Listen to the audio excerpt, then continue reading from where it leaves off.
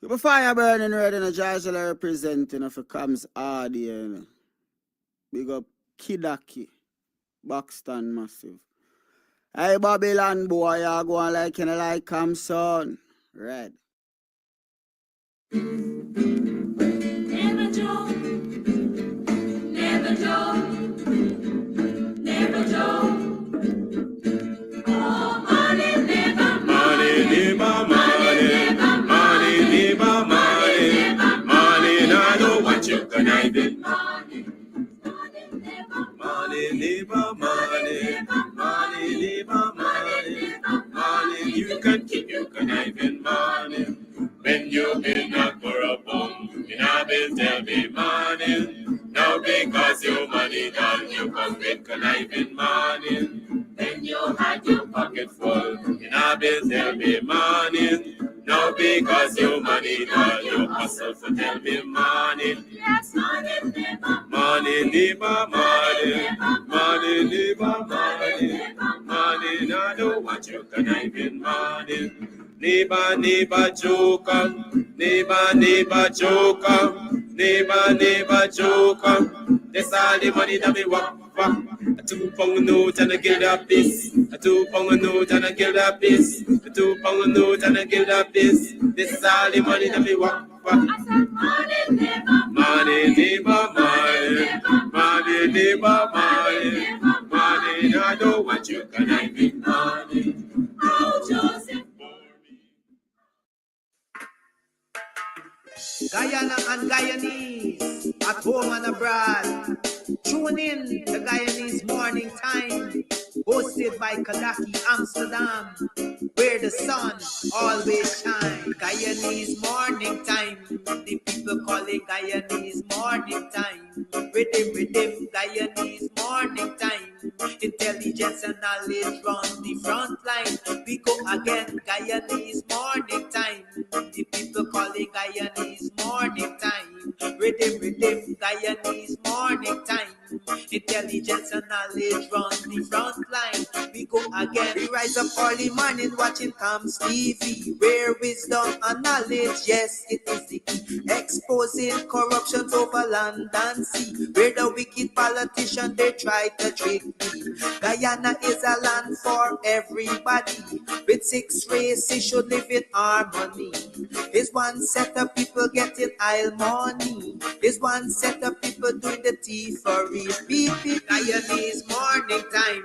The people calling Guyanese Morning Time. Rhythm, Guyanese Morning Time. Intelligence and knowledge run the front line. We go again, Guyanese Morning Time. The people calling Guyanese Morning Time. Rhythm, Guyanese Morning Time. Intelligence and knowledge run the front line. We go again. This is a program that you all can see. Sharing your views and your integrity. Like it, comment and share it all around. Pass it to your neighbor, safe and sound. A sad situation going on in this town. The voice of the people is getting trampled down. Out of the mouths of babes and sucklings, with Jah as ordained me to sing. I sing Guyanese Morning Time. The people calling Guyanese Morning Time. Rhythm, Guyanese Morning Time. Intelligence and knowledge run the front line. We go again, Guyanese Morning Time. The people calling Guyanese Morning Time. Rhythm, Guyanese Morning Time. Intelligence and knowledge run the front line. We go again, fooling the people. You're promoting evil. Stop lying to the people. You are a part of the cycle. Stop fooling people. You're promoting evil. Stop lying to the people. politics. You are a part of the cycle. I say, Guyanese morning time. The people calling Guyanese morning time. Rhythm, Guyanese morning time. Intelligence and knowledge run the front line. We go again, Guyanese morning time. The people calling Guyanese morning time. Rhythm, Guyanese morning time. Intelligence and knowledge run the front line. We go again. They got Frankfurt, Bork and Mark Benchcop. David Hines and Kadaki Amsterdam. Sherrod Duncan, Nigel London. Normal Brown and Gavin Matthews. Big up Paslow, Port People Governor. Simona Brooms, Robin Simpson. Hampton Green and Winston Jordan. And yes, we can go right on and on. Guyanese morning time. The people calling Guyanese morning time. Rhythm, Guyanese morning time. Intelligence and knowledge run the front line. We go again, Guyanese morning time. The people calling Guyanese morning time. Rhythm, Guyanese morning time. Intelligence and knowledge run the front line. We go again. The relatives and friends of young Wyndon Bacchus, they deserve justice. The family, the relatives and friends of our in Boston, they deserve justice. The family, the relatives and friends of Peter Headley, they deserve justice. And so when we say that Guyana is an apartheid state, we have the evidence to show.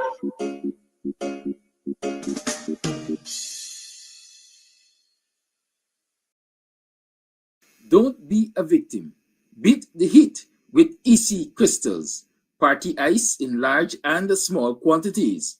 Call 682-7981 or visit us at Club Twilight, Sideline Dam, Buxton North. EC crystals. Pure party ice. It's karaoke and oldies night this and every Thursday with Al Christie and popular DJs at Club Twilight, Sideline Dam, Buxton North. Trust me, if you are on the East Coast, you're in Buxton, you're in Tongue, you're looking for a place to get away to, this is the place. The Cutters, mwah. And then of course the ambience is beautiful, fully air conditioned, the decor is on point, the music's on point, everything's on point. So if you want to find a nice little place where you can just drive out of town and have some drinks, have some food, you can call, you can order your stuff and just take it. You don't have to stay. Or if you want to stay here, that's what's up. And of course, they have special events for Valentine's. You can rent a hall. You can rent a hall, honey. You can rent a hall for weddings, for birthday parties, to have a bash. I hope he edits that out. But you know, whatever it is, this is definitely the place to be. So it's on Sideline Dam. You definitely want to ensure that you check this place out. But it's on your to-do list. All right, on your to-do list. This is definitely the place to check out, you know, a really cool, chill spot here in Buxton. I like this. This is Buxton needed this. We needed this. I needed this. You definitely need it too. Are you planning your next visit to Oil Ridge, Guyana, South America? Well, let's accommodate you at Varon's Cheerful Country Manor. With free secured on-premises parking, our beautiful vacation air-conditioned home offers 3 beds, 2 bathrooms, a spacious kitchen, and all modern amenities. Located at Tushen, on the eastern bank of the mighty Essequibo and the western coast of Demerara, Varon's Cheerful Country Manor is just a stone throw from the ocean. Make that reservation now on Airbnb and VRBO.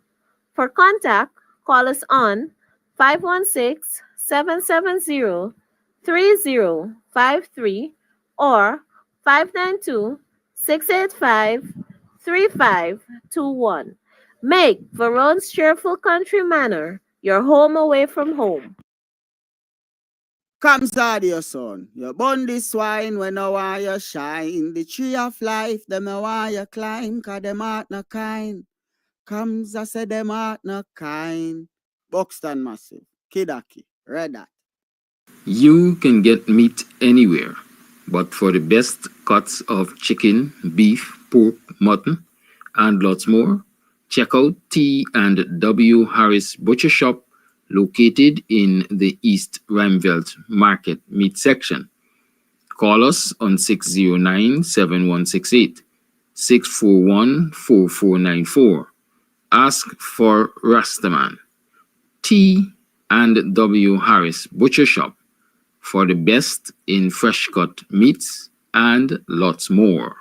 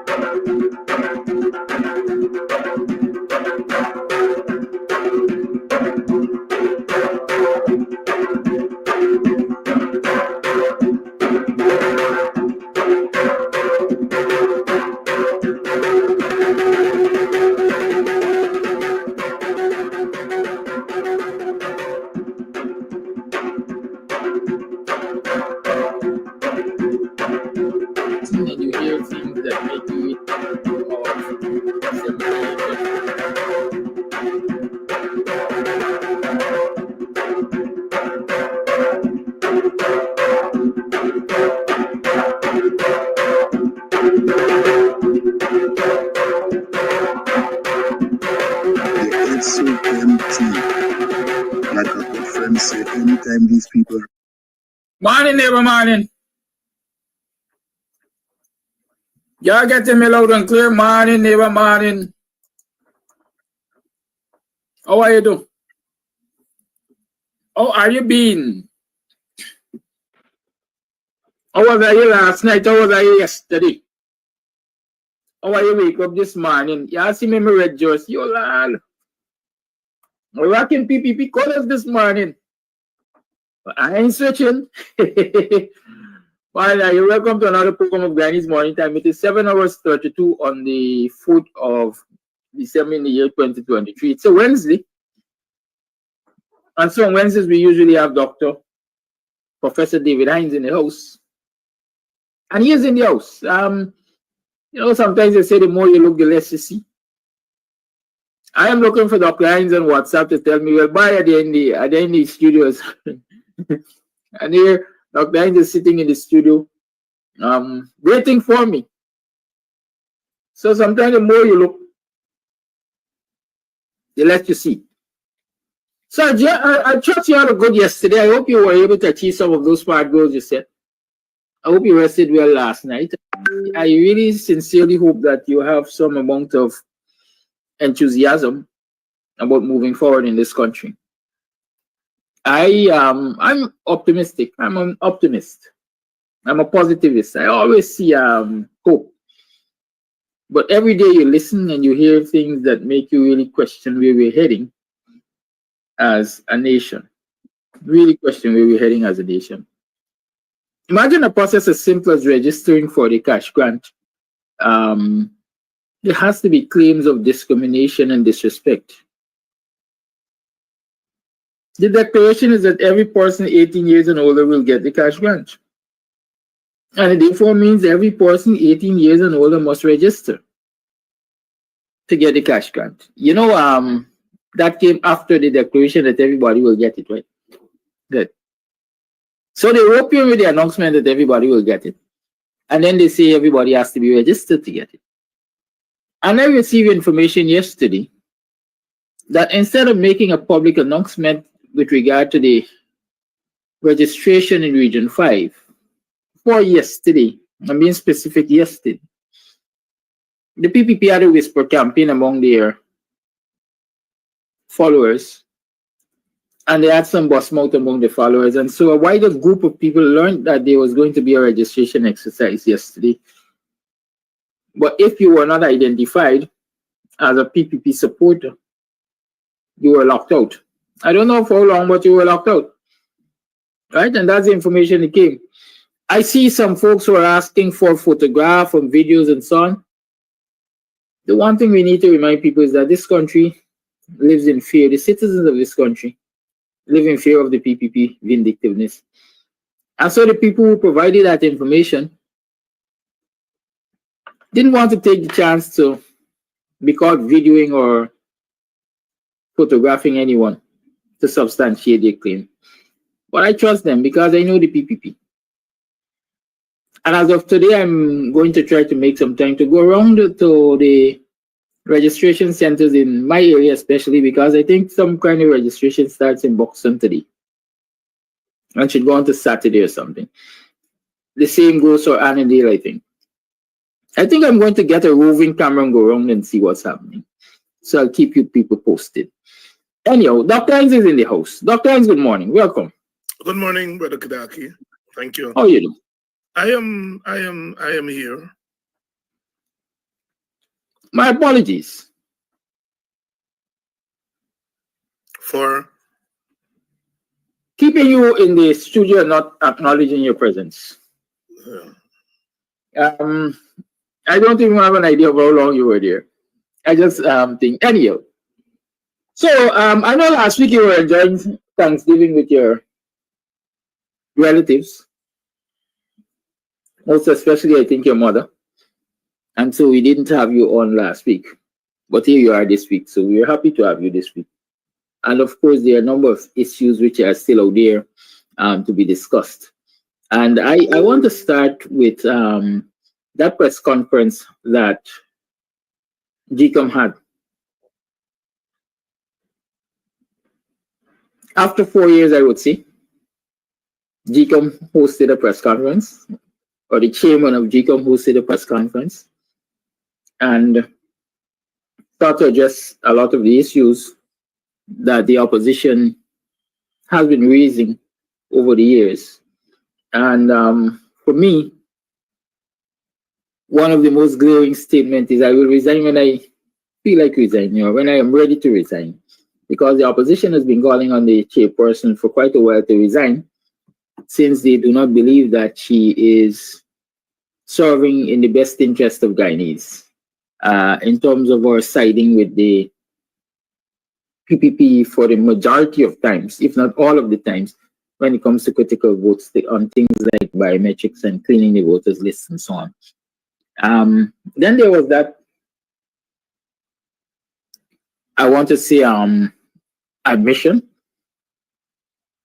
that GECOM aired in terms of the seat allocation and who should be permitted to sit in the National Assembly.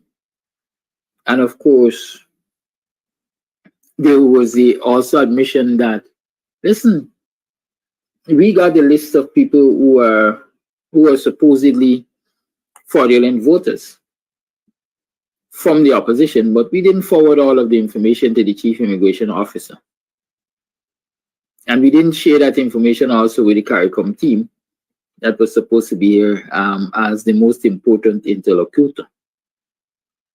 What are your reflections, your observations, your comments on all of these issues coming out of that press conference?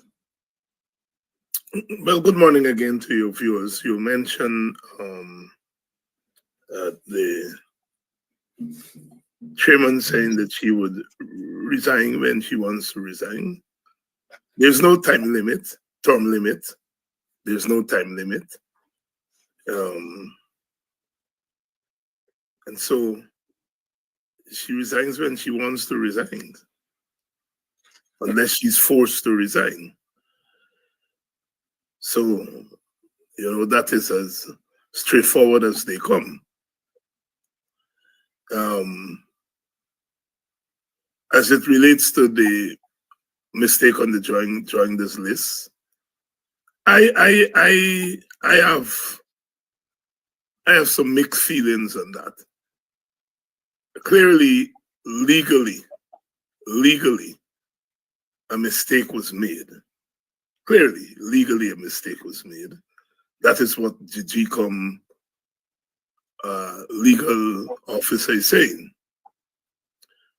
But if the parties had a gentleman's agreement that they're going to share it in 3, and Miss Asha, Dr. Asha Kisoon, did not honor a gentleman's agreement, that is a moral matter. So there is a legal matter here and a moral matter, right? If 3 parties come together and pool their votes together, and then you're saying only one party is legally allowed to sit, then it means that the drawing the idea doesn't have any legal grounding, because that is what we are now being told. The drawing the idea doesn't have any legal grounding. So I will pool my votes with. I will pool my votes with 2 other parties. Let me finish. I will pool my votes with 2 other parties to give one party the right to sit in Parliament. Right? And that seems attractive enough. But what we are hearing now, that is not legal under the People's Representation Act, under ROPO, the Representative of the People Act. So then all our excitement about the drawing that goes through the door, it is not a legal maneuver.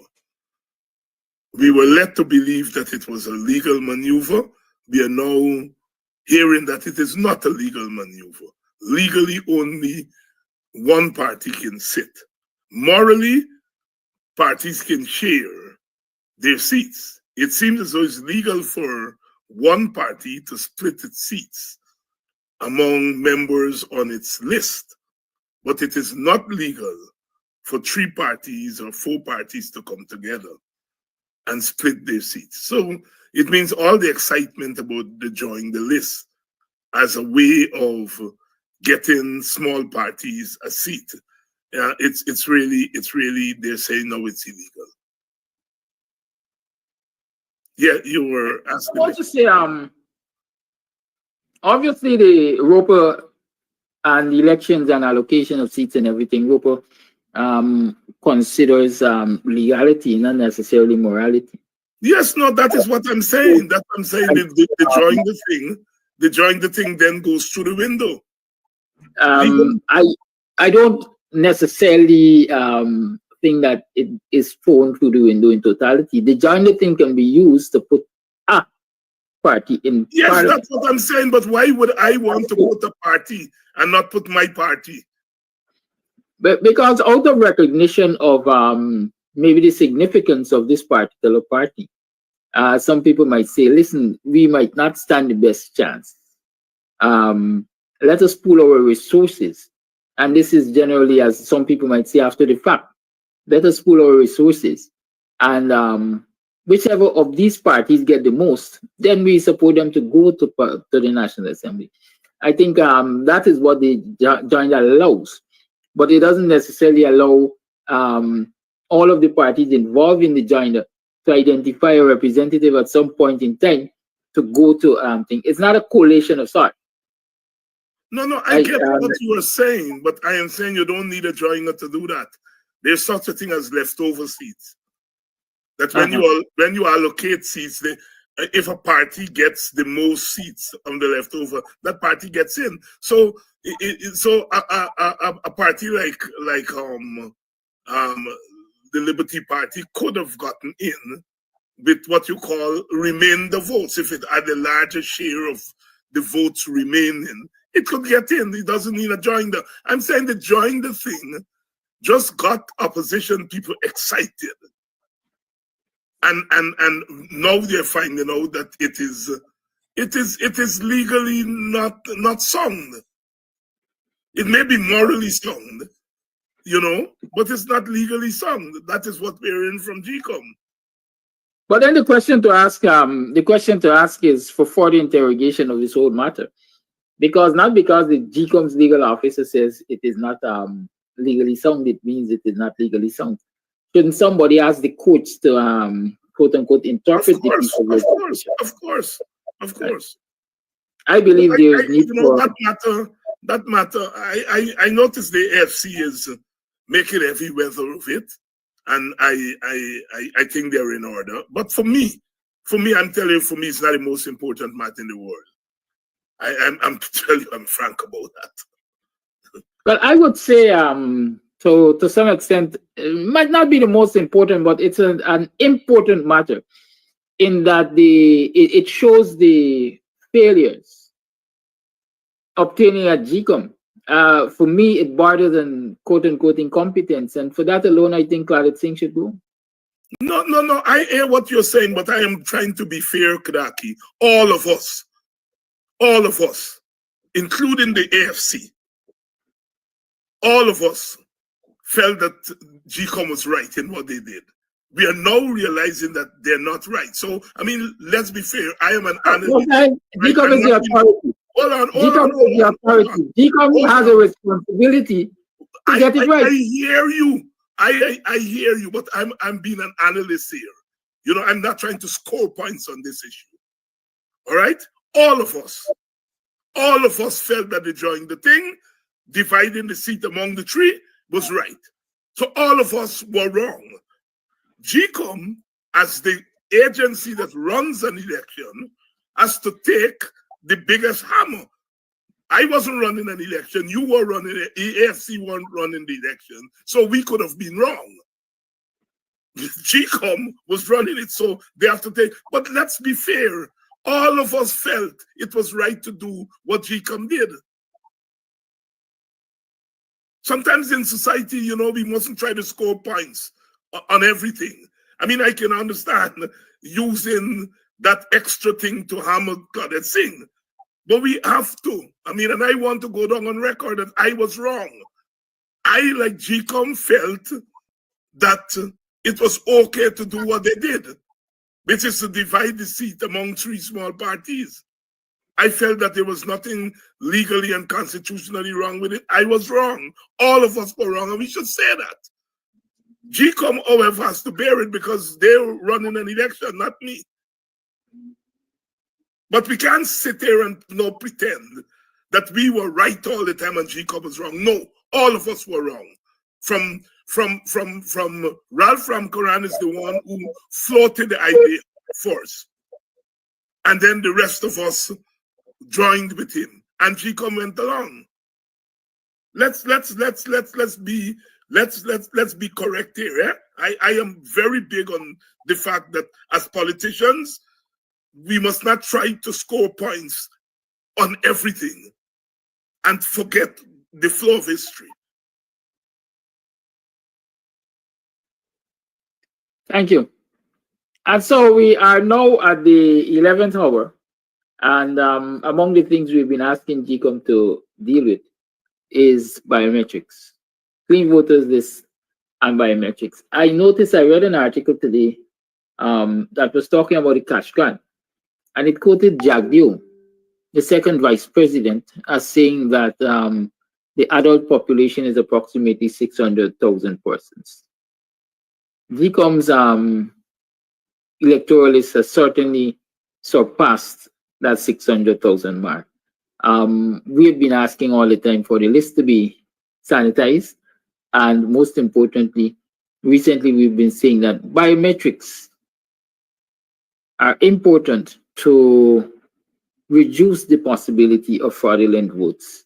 We understand GECOM, perhaps reluctantly, has been discussing this issue, but the positions being taken that GECOM will pronounce on whether or not they will go the biometrics way without even consulting the stakeholders. Only after they make that decision will they engage the stakeholders. Your reaction to that kind of position taken? Well, it's, putting the cart before the horse. You want to go to stakeholders and discuss with them first and then arrive at a position. GECOM apparently is saying that they will have exhaustive discussions and then they will go to the stakeholders. I think it's wrong. And so your recommendation obviously is that the stakeholders should be engaged prior to arriving at. Yes. At this time, do we see the possibility of biometrics being playing a role in the election? I am not an Obia man. I wish I had Obia powers. From your experiences, is it too late? If it's too late to implement GECOM, to implement biometrics? Yes. No. It's not too late to do anything. That's as it relates to the election. There are 3 options we have before us. We either have an election by the stipulated constitutional time in which we have biometrics, we have a clean voters list by household registration, and we have all the rules in place for a proper election. Jagdeo has said that it will take a year for household registration. They've said that it will take constitutional change for biometrics. All of this can be done by November next year. At my last count, if you start household registration now, according to Jagdeo's timetable, you can get household registration done in a year. So it can be done in time for November. And if it can be done in time for a year, if you employ people and you put good systems in place, it can be done in less than a year. So we can have household registration done within a year in time for the election deadline. Constitutional reform doesn't take a year. Constitutional reform is a process. there are certain things that you may have to have a 2/3 majority. The PNC has already said it is prepared, whatever they need in Parliament. If it's a 2/3 majority they need, they're going to support it. So all they have to do is to take a bill to Parliament and change the Constitution. There's something, I think a referendum is a tricky thing. I am not sure whether a referendum was restored. I have to check that. I'm not sure whether a referendum was restored in the constitutional change in 1999. Because in 1978, that referendum was a referendum to end all referendums. And so in the 1980 Constitution, the requirement of a referendum for constitutional change was removed. I am not sure it was restored in 1999.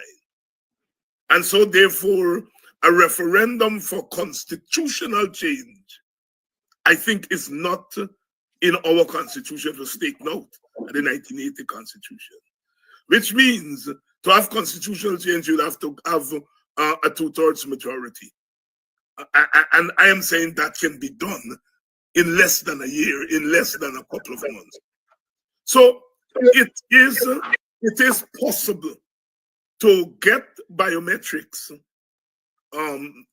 in place practically, and get the necessary legislation done before elections are due in November. And by Jadio's timetable, we can get Ulster's registration done by the next election. So we have the option of having a clean voters list by Ulster's registration, and you will have to do the legislation in order to get around what the Chief Justice has said, which is that you can't take overseas people off. So you'll have to pass new legislation to ensure that you have a clean voters list without disenfranchising overseas people. The legal people will have to do that. All of that can be done within a year. So it is possible to have election on time with a clean voters list via household registration, biometrics, and all the other things that you have to do. The second option is an election that goes a little bit over the stipulated time to facilitate household registration and get all the biometrics and everything. So an election that goes over the stipulated date but has biometrics, has a clean voters list, has all the requirements for free and fair election. And the third option, which is what the PPP is trying to force down GECOM's throat and the country's throat, is an early an on-time election with no biometrics, no clean voters list, and all the other requirements. So in effect, you will have an election that is held on time, but it begins as a fraudulent election. So we have three options: an on-time election with everything in place, an election that is not on time with everything in place, or an on-time election with nothing in place. And certainly the third option is out as far as I am concerned, and as far as the opposition is concerned, and as far as all of Guyana should be concerned. So we are left with the first two options. And I'm saying we can get things in place. And it is not for the government, the PPP, to tell GECOM what to do. It is for GECOM, which is the body that runs an election, to say, this is what I want. This is what I need to run a fair election. I need to have biometrics. Why? Because there were charges of voter impersonation. There were 8,000 sent to us. We didn't do an internal investigation, so it could be more than 8,000. It's a problem. We need to fix it.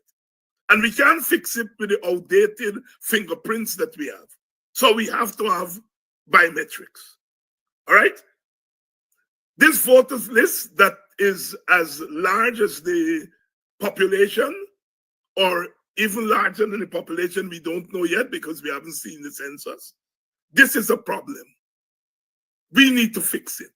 And the most transparent way of fixing it is through household registration. It is GECOM who must determine that.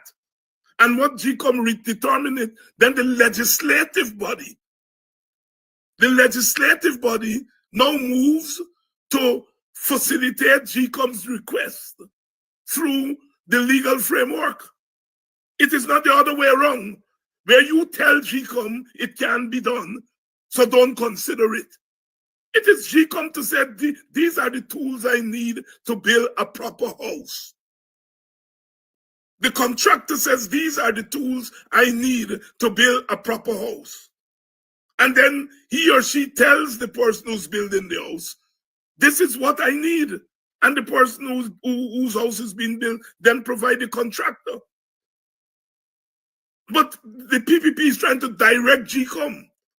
No, GECOM is the one who must direct the legislature and to some extent the executive branch to say, these are the objective of GECOM is not just to run an election in a slapdash way. The objective of GECOM is to facilitate and to preside over the most transparent election, the most fair election, the most free election. That is GECOM's remit. And whatever they need to do it, they should ask the legislative branch, which is the lawmaking body. And the executive branch will have to give them the money and all the other things that are needed. But what we have is them directing GECOM, rather than GECOM saying for itself what it needs. Okay, Dr. Hines. In those options you presented, one is, I would say, short delay of the elections. The WPA did pitch that idea and say, we're willing to get the government 2 more mornings to get this thing right. Jagdio says it's a trap. Your response? Yes, it's a trap. Yes, it is a trap, Mr. Jagdio. And the trap is to get a free, fair, and just election. If you want a trap, that's the trap. If you call it a trap, well, yes, that is the trap. The trap is to get free and fair elections. You see, Jagdio is saying biometrics is to get household registration through the back door. Yes. If you don't want to get it through the front door, then you get it through the back door. It is upsetting the PPP's plan. That is what he means. He means, look, we have a plan. And our plan is in line with the status quo. What we have now, or we are planning to win this election using the fraudulent compromise status quo. And when you all are coming with these biometrics and so on, you are upsetting our plan. You are setting a trap for us. Yes, we are setting a trap for you, but we're not doing it clandestinely. We are doing it openly. So if you want to call it a trap, that's your business.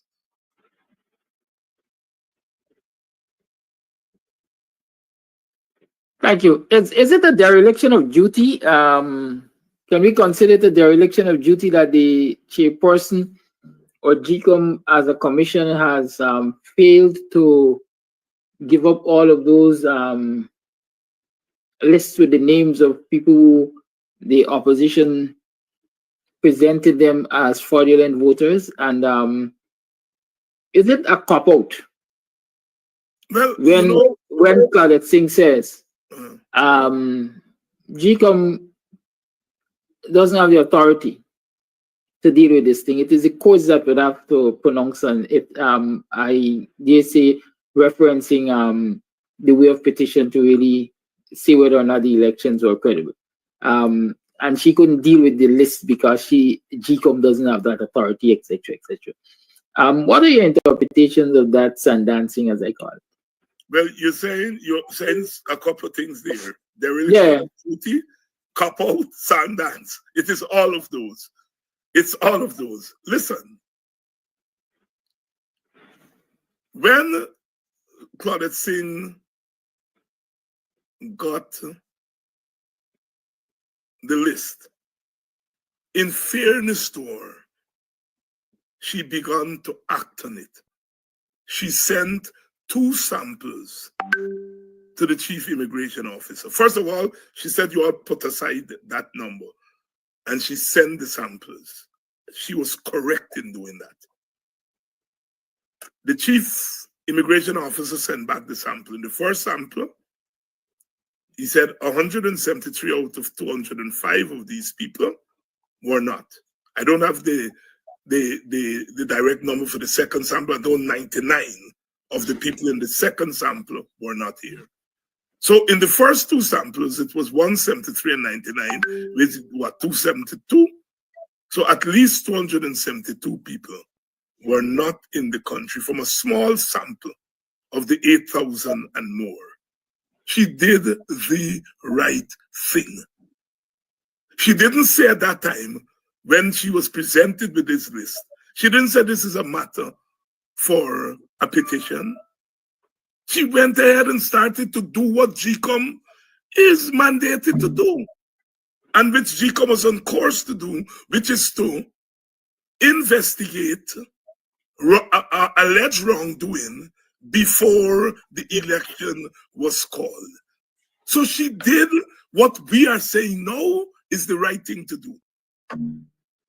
She's now contradicting herself. She's now saying what I did when I sent those samples to the chief immigration officer, I was wrong. I should not have sent them to the chief immigration officer. I should have told APNU, AFC, take it to a petition. But she couldn't tell APNU and AFC, take it to a petition, because the very recount was to satisfy the PPP. She didn't tell the PPP when it said, we see Mingo doing fraudulent counting. She didn't say, take it to a petition. She said, I will check it out. And I will check it out through a recount. People can say, well, Granger agreed to the recount. Granger is not GECOM. If Granger requests a recount, GECOM concerns Mr. Granger, that's against the law. The law says you should go to a petition. So I am declaring this election for the coalition, and let the PPP and you go to a petition if you all feel that the numbers are wrong. But she didn't do that. She said, look, the PPP said the numbers are wrong. Let us do a recount to see if the PPP is right. But once you open a box, you are no longer counting raw votes. You don't have to open a box to count raw votes, because you have to have the statutory documents, such as the SOPs, the documents in the boxes, all those things are what to do. Once you open the box, you are not doing a raw count. You are doing an audit. You're saying, based on the documents in the box, here are the votes in the box. Do the votes correspond with the documents in the box? You know, SOPs gone through the window. SOPs is in vogue before you open the box.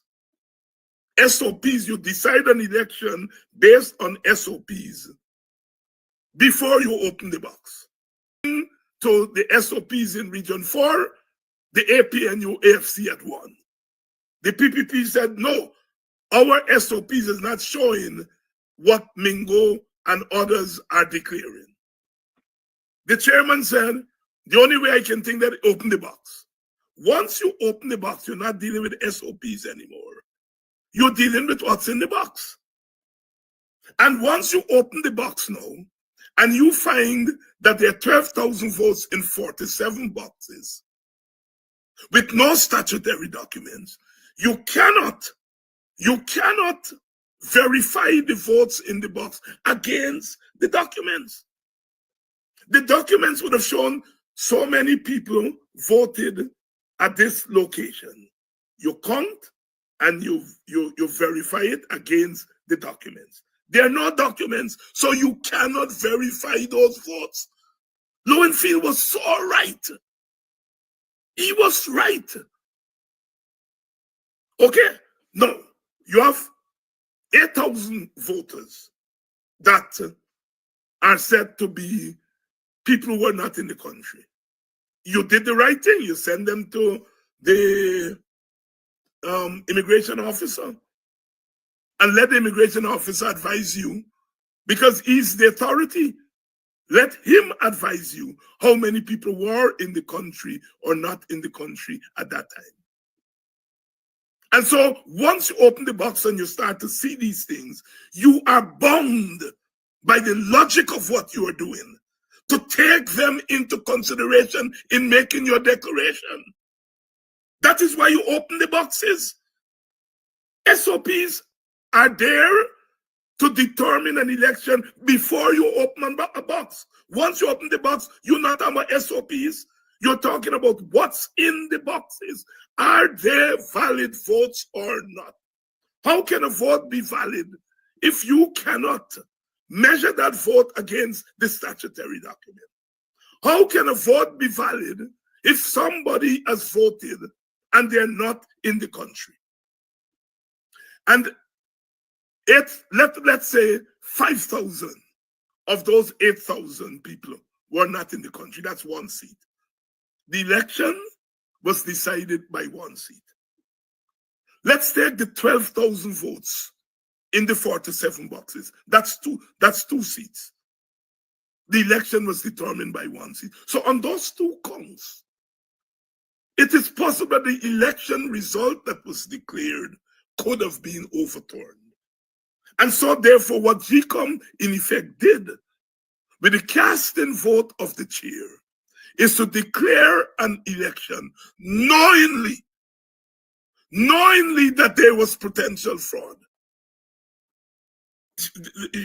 Madam Chair said, she said, if one person is found not to be in the country but yet is voted for, it's a breach of the law. So she declared an election knowingly that there was potential breach of the law. The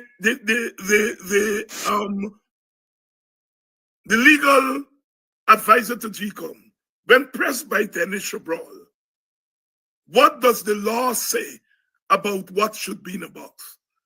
He smirked, and then he said, the law says that there must be documents in the box, including sensitive documents. And so therefore, in those 47 boxes, the law was breached. In the case of the people who were not in the country and potentially voted, the law was breached. So GECOM declared the results of an election knowing that there was possible and potential breach of the law. And that is unacceptable.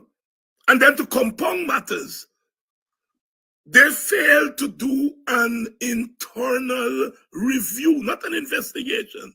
GECOM is not an investigative body, but it's an agency that is performing perhaps the most important function in our political life as a country.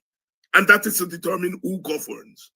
And you are carrying out such an operation with all kinds of controversy swirling, and you do not do an internal review. You do not do an internal review. What are you covering up? What are you fearing that an internal review would reveal? What an internal review would reveal is that you declared an election knowing that there was possible fraud. That is why you don't do an internal review. And so at two levels, GECOM is covering up fraud. At two levels, GECOM is covering up fraud. the chief election officer said, well, we are training our people to tell them what should go into the box. It is an admission that your people took out what was supposed to be in the boxes. They broke the law. And you are now training them that they mustn't break the law in the future. What happened to the past? An election determine who governs. And so you are covering up the fact that the governors of Guyana are governing based on GECOM's faulty system and process. The Americans said it, eh? The Americans say it. There's one thing with the Americans. They just do the story and they just tell you the truth. When they said the government was installed, people just make it look as though it's the PNC and opposition people who came up with that. No, it's the State Department of the United States. It said the government, and the government was installed. The government was not legally elected. It was installed. The Americans are clear about that. And they have to be clear because they had something to do, not necessarily with how it was done, but they put their stamp on it. The Americans did something that is not normally done. They sanctioned one actor in an election before the election was declared, which means that you influence the outcome of the election. Normally, the elections are declared, as happened in Venezuela, and you said these declarations are wrong, they're fraudulent, and the government in place is going to sanction you. They didn't sanction Maduro before the election. They sanctioned people in the Granger government before the election was called. And so therefore, it is reasonable to conclude that that sanction would have forced people like Claudette Singh to say, this is what the Americans want. So don't worry to send those 8,000 names to the chief immigration officer. Don't worry about the 47 boxes. The Americans have picked their winner, and I am falling in line. So the American action of sanction would have influenced the outcome of the election also. And so the Americans are right when they say the government was installed, not elected. And Kidaki, it is the mystery of the century that even the media don't touch that. Even Danish Abroad, Demerara, that asked the questions and got GECOM to indirectly admit that they called an election with potential fraud. Even he didn't carry it as a big story. Because you see, the media and some of the stakeholders bought into this thing that the PPP won. And then once they covering the shame. Once they open the boxes, they found out that that is not true. And they do not. All of them, the oil people, Kaichor News, Stabrook News, all of them who are criticizing the government now are silent on the fact that they dropped the gun and called the election for the PPP. So when they found out that the PPP rigged the election long before election day, they took shame. So they don't highlight. In any other country in the world, that would have been the big story for the last 4 years. Not in Guyana, because they trumped the gun. So the media is also complicit in electoral fraud. Yeah, media complicit. The media is complicit. Yeah.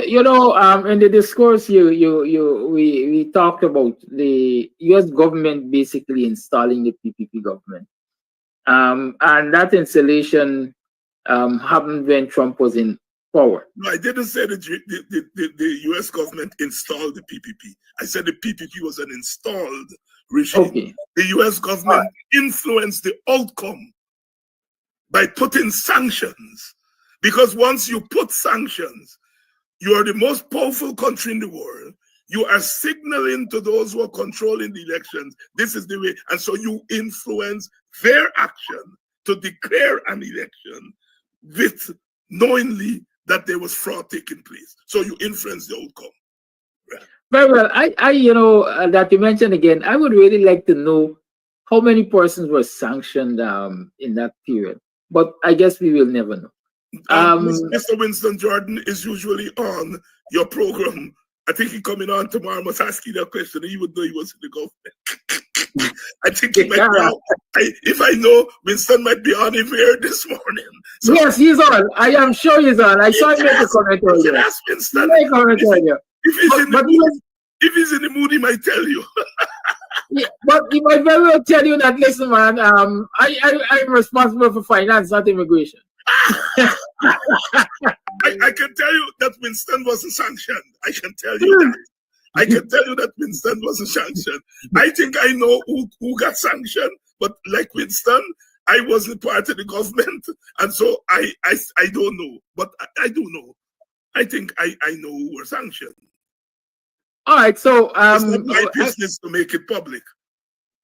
Okay, I was saying that the government, the U.S. government that was in place at the time of those elections and the shenanigans and so on, one can argue, or at least the head of the U.S. government at that time is likely to be back in place when the next election comes around. Do you have any confidence that the results, the actions are going to be any different? Things have changed in 4 years, you know. The way the U.S. acted 4 years ago may not necessarily act today.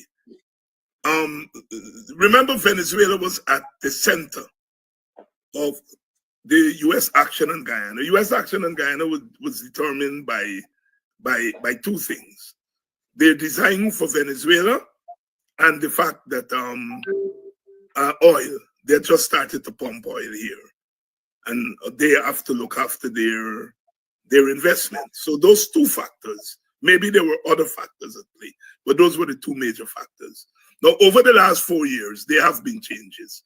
And so I wouldn't want to preempt how the U.S. would act towards Guyana and the coming election. Suffice to say that the PPP seems elated that the Republicans are back in power. Because, you know, in an indirect way, implicitly, they are saying that, look, these people helped us the last time around. In fact, some of the U.S. support, some of the PPP supporters in New York repaid the Republicans for helping the PPP. And so they are obviously thinking that, look, we're going to get their help again. But one can't be too sure of that. Winston is saying, I don't know who were sanctioned. You all want to set up Winston. You all want to set up Winston. Unexpected.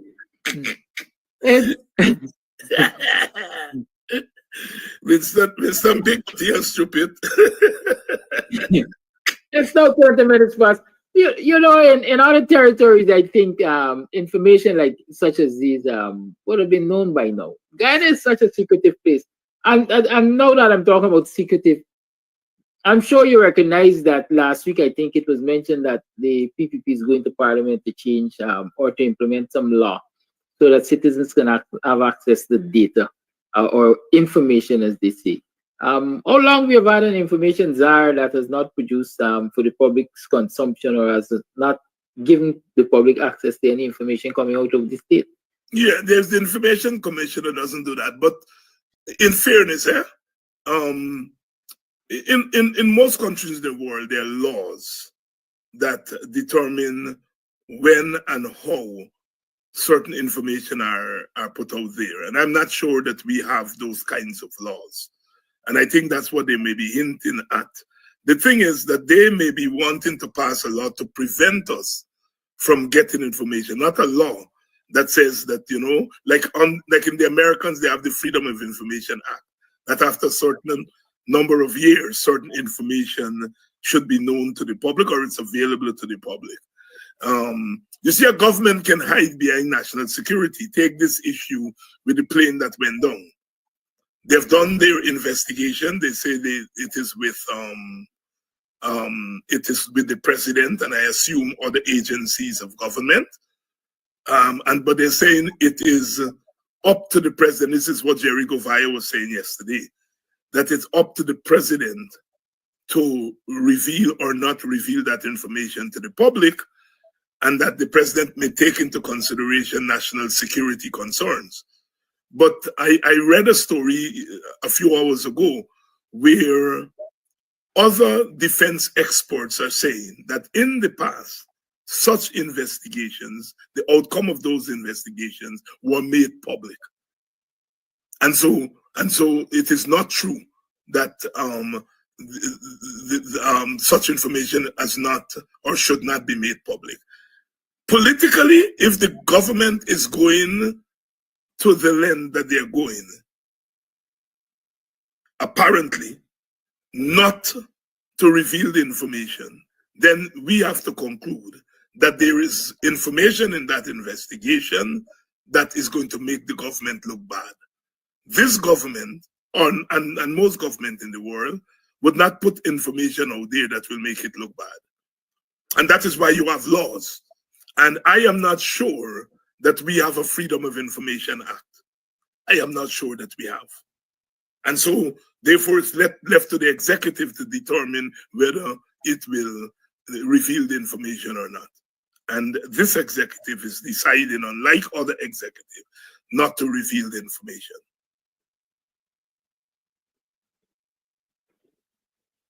Thank you. It is now 23 minutes past the 8 o'clock hour. An opportune time to move the lines.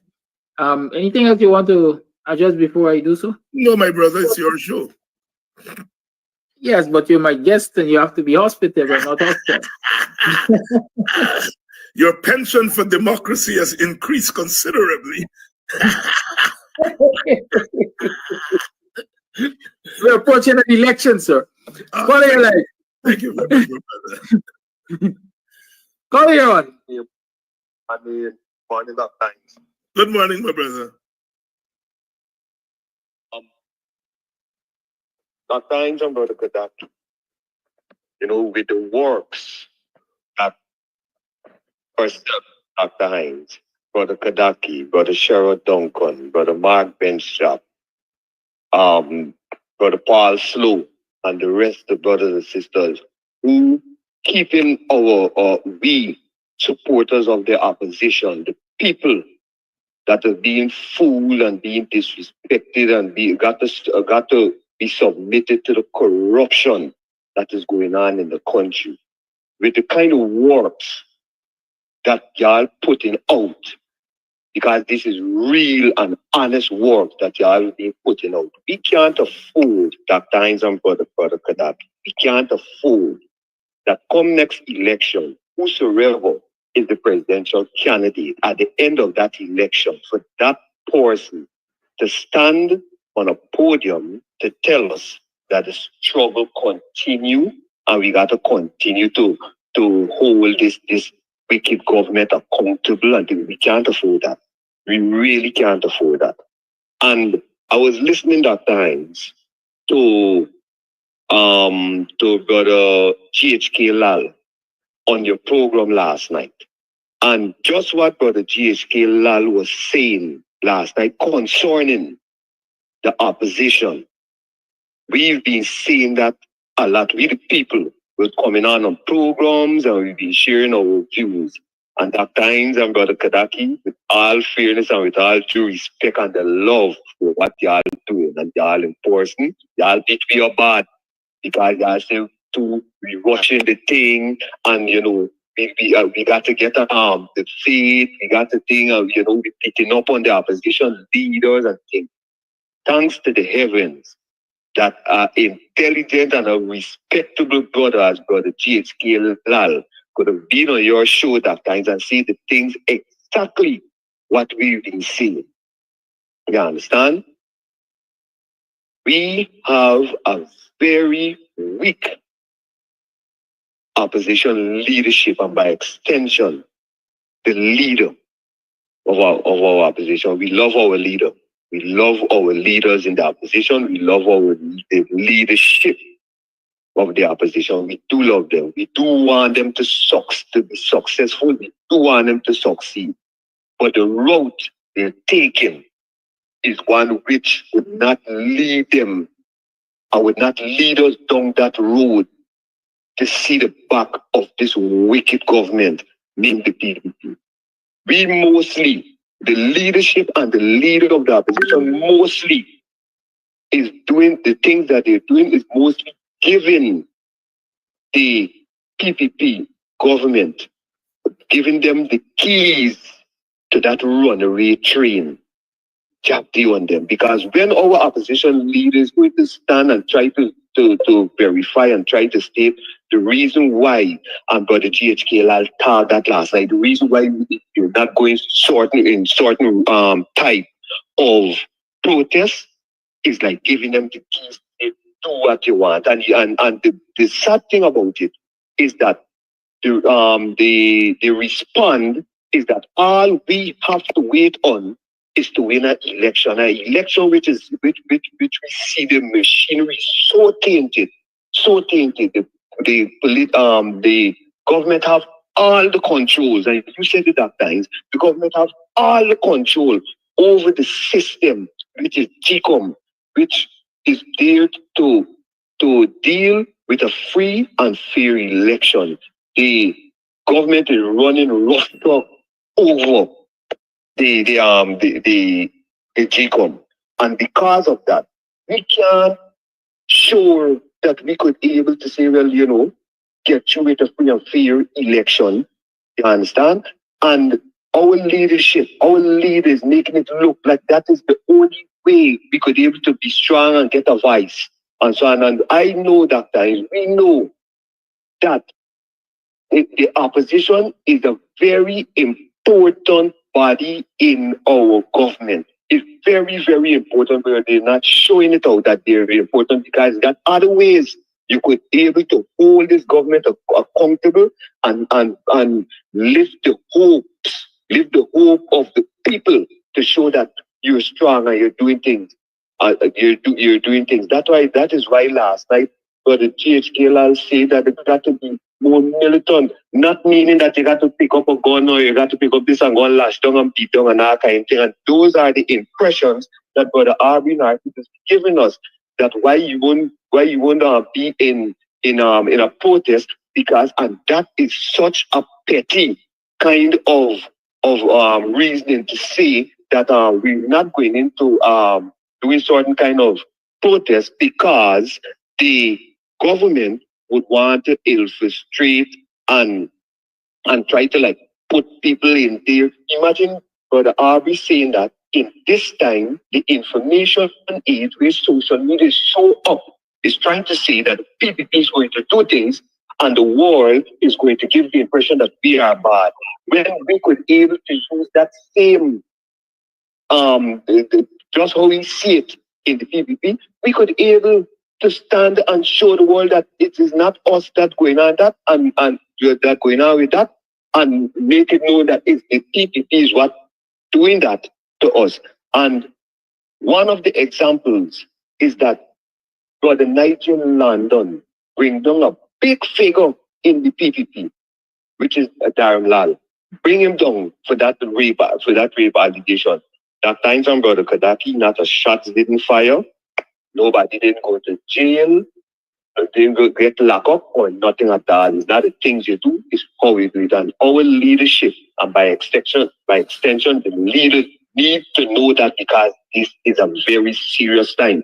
We see that all that is going on, what this government is doing, and because the opposition is so weak, we the opposition supporters, and in the opposition stronghold, we are feeling it. We are feeling it, and our leadership and our leader by extension is doing nothing of that to feel. I am speaking this with love and respect. I am from the town of Linden, where the opposition leader is from. And I would like to know that he could become the head of this country, being the president. I would like to know that he becomes successful. You understand? And I have to be real with him in the neighborhood where he's from. Not a kind of no hype or nothing is not dealing, and that is because of the style of leadership. And we got to be on his back. We got to critique him with the love and with the interest of wanting to see, because he's a human being. And we got to critique him to understand that he has to do better. And with him doing better, the leadership is going to do better. Is going to do better. And we're not seeing that. We're not seeing that. You understand? We're not seeing that at times. The kind of work that you put in out, the kind of work that Brother Kadaki put in out, y'all don't have to do these things because y'all don't be paid to do these things. Most of y'all that is keeping the hopes up for us, y'all are not in government. Y'all are not sitting in the government chairs to do that. And it would be unfair, for come next election to know that we get what we're looking for. Thank you so much. Thank you for your call. No thanks. Yeah, I have to agree with the caller. I mean, it's a painful but correct analysis. I am a veteran of protest. I protested, resisted against the Burnham Hoyt regimes, and we didn't hold back. We didn't hold back, and then after that you had the Hoyt Norton opposition that went after the PPP. But since then, the opposition to the PPP has not had the same kind of militancy. And I think that's a fact. Now, I am not saying that we can replicate what we did when we were opposing the PNC, or what the PNC did under Hoyt and Norton in the early 90s. I am not saying that we should replicate that. And I really understand the pressure that Mr. Norton and before him, Mr. Granger and Mr. Corbyn have to go through. I really am sympathetic to those brothers. They are leading the big party. They have the burden of deciding, but sometimes you have to look at outcomes. You're trying. I think Norton is correct to be wary of infiltration of protests and so on and so forth. I don't think he's incorrect. But after 4 years, what is the outcome? The outcome is that your people feel beaten. The government feels emboldened. It literally does what it wants because it thinks it has a sense of where the opposition stands. And so, as political people, sometimes we have to revisit decisions. We have to revisit decisions. And, I do not shed any responsibility because I am part of the opposition. My party is part of the opposition. Our party is part of the opposition. And so we cannot shirk responsibility. And as the leader said, the caller said, sorry, I was part of those who over the last couple of years were urging people on this program and to take your time and, not to be so hasty and so on and so forth. And I think I did the right thing at that time. And I, as I was doing so, I was assuming logically that the opposition would be much more militant than it is. It has not been militant, and we are paying the price for that lack of militancy. We just have to admit it.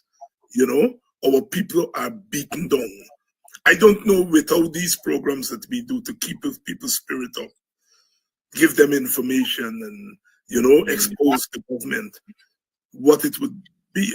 As last night, as the caller said on my program, I think that even if we win the election coming, the spirit of Guyanese would be so battered, so disfigured, that we will have to do more than just run a government. We'll have to heal a country because the PPP, you know, the turning of people into hustlers, the removal of the rule of law where people know that if you drive a car at a certain rate, you're going to kill yourself, and yet they do it. All of those things are as the result of the way in which this government has messed with people's mind. You know, we watch our young black children who the PPP are turning into hustlers. I got to eat, I got to get the bread, I got to, you know, they do anything for $40,000, you know. They're really messing up our people. You know, you get Indian people who are making excuse for the worst kinds of things. I mean, under Burnham, black people love Burnham, but black people also said to Burnham, man, you're going too far. So they vote for him, but they were on the street protesting against him. The Indians today, the Indian Guyanese population today are just going along with the PPP. Anything they make excuse for. So they're messing up Indian people mind, and then messing up black people mind and Amerindian people mind. When they are done, we will have to repair the soul of our country. And we have to admit that the collective opposition, our strategy of playing safe politics for the last 4 years, has backfired.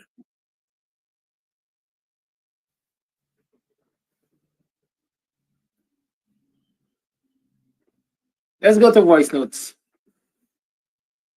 Let's go to voice notes.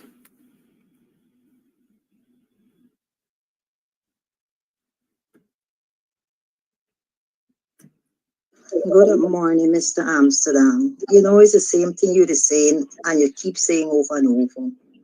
Many people didn't like Ali, but they hug you up, they kiss you up, they dress you up, and he's still there.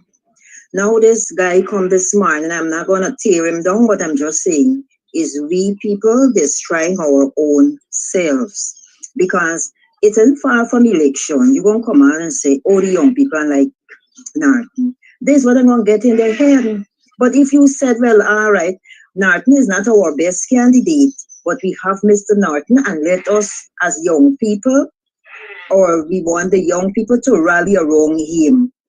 When he get in there, or when PNC get in there, or the AP and you get in there, we're going to work on it to see what we can do to improve. But no, before that, you're tearing down Norton. So who you put in at this short moment? Who you put in?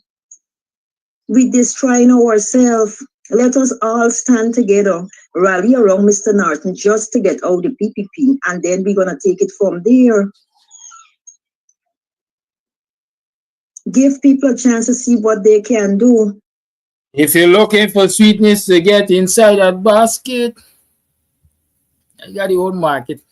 Morning or morning. If you're hearing me loud and clear, give me a heads up. That's all I need, a heads up. Morning or morning. Welcome to another program of Guyanese Morning Time.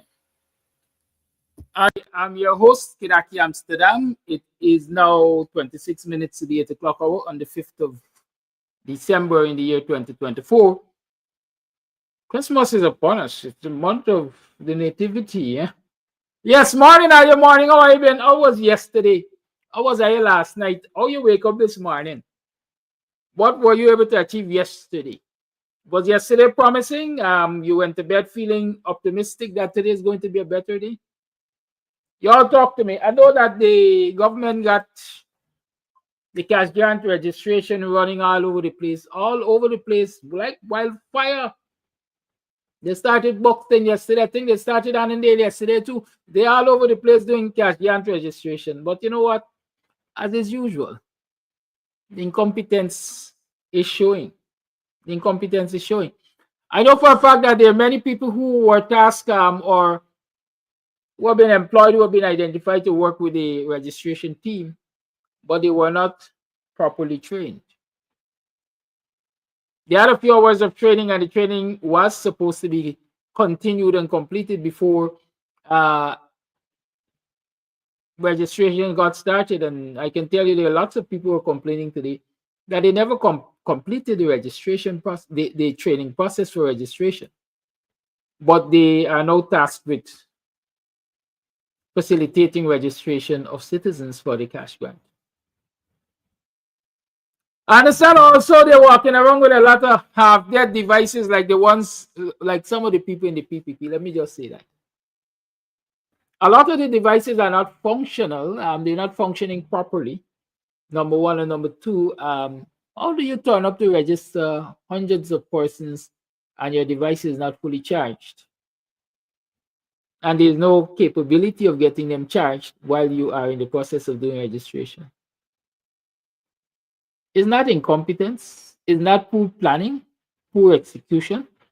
Who are these people, man? I understand this cash granting comes under Mark Phillips. Mark Super Drinker Phillips. Yes, it's under his ministry. The CDC finds itself under his ministry and so on.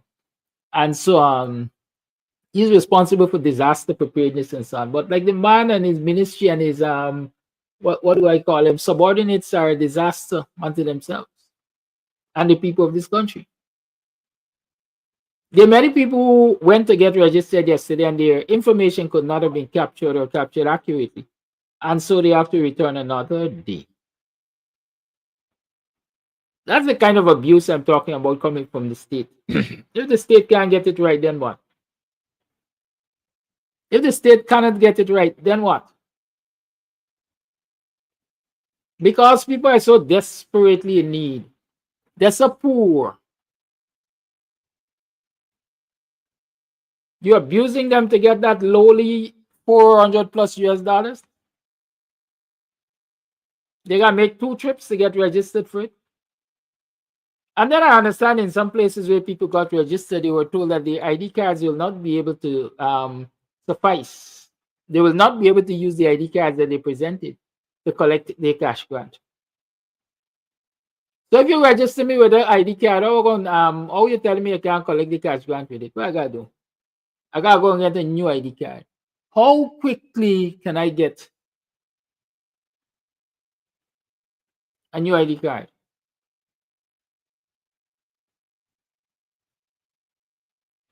Every day is another issue turning up with this cash grant business.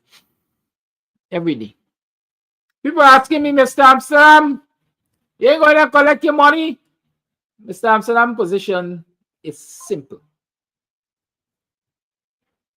Number one, I will not line up to register for anything. Tired of lines, man. Even singles, you line up. Yalax banks their age. Right? I never line up for nothing. So let's say the place is clear and I can just walk in to get registered. Who knows? I might go in to get registered. But I'm anticipating an issue. The only thing I'm willing to give for that registration process is my ID card. I'm not willing to take a photograph. I'm not willing to answer any question, except they pertain to my identity. So I can answer identity-related questions, but nothing else. So I'm asking you, do you think I'll qualify to get that cash grant? What are your thoughts? Do you think I'll be able to just register with my ID card and provide just information relating to my identity and place of abode? Because that is all I think is necessary to be eligible. My ID card proves my citizenship. It is to Guyanese 18 years and older. I provide my ID card to prove that I'm a Guyanese citizen 18 years and older. I provide a current address to prove that I live in the country. Because as a matter of fact, I don't even have to give proof of address, because the fact is all Guyanese within the borders and in the diaspora. So I don't think there's any real need for proof of address, but I'll give my address. What else do I have to do? Why I have to provide all of these other kinds of information that in my mind are not necessary? So those of you who are registering and you choose to follow the edict of the abusive, y'all could go and do that. I wish you luck. I hope you get your $100,000, but I also hope you don't regret after it. As I said, what's sweet a good mouth does bitter elsewhere. Guyanese have to learn to stand and fight. And I'm saying it for the 100th time. If the PPP fails, if Guyanese refuse to go through the abuses that the PPP is recommending they go through to get this $100,000, and nobody gets registered based on this criteria, the PPP will fail to deliver the cash grant. And in essence, they will fail. They will fail to buy your votes. They will fail to influence you with the money.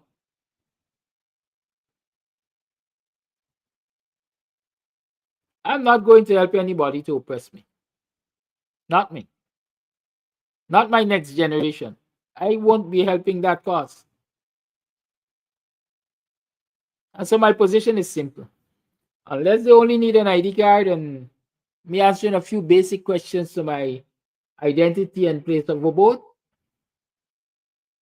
somebody else could collect me $100,000. Good.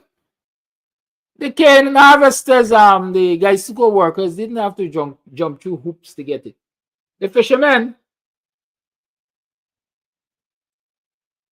the rice farmers, and all of those selected groups of people that the PPP was giving cash grant to all through their 4 years term up until now, didn't have to do all of those things. To get $250,000 minimum as a cash grant. But the masses must do all of those things to get $100,000. I pity them. The other thing I recognize, for the most people who are doing the registration in Buxton, I understand they're the PPP chosen few. So the registration process is a PPP dominated thing. And one needs to ask, what do you expect from a process that is dominated by the PPP? The data collected, what do you expect to happen to it?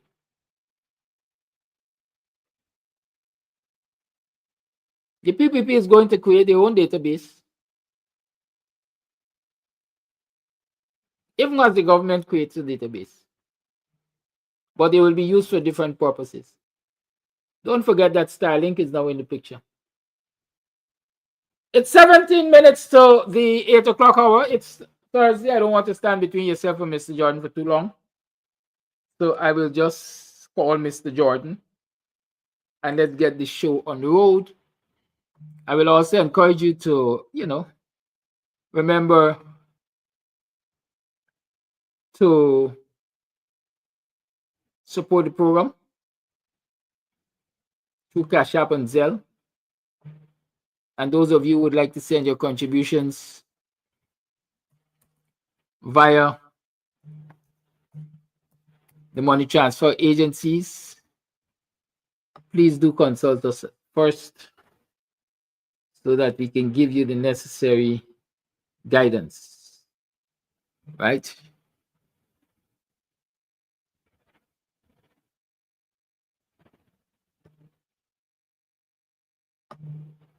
If you're looking for sweetness to put inside a basket, I am the whole blinking market. Come get your Christmas bargains at the Buxton Christmas Market and Business Expo on Friday, December 20th from 14 hours and all day Saturday, December 21st. Church of God Road opposite Tipperary Hall. The Buxton Christmas Market and Small Business Expo. Vendors 682-7981 for registration.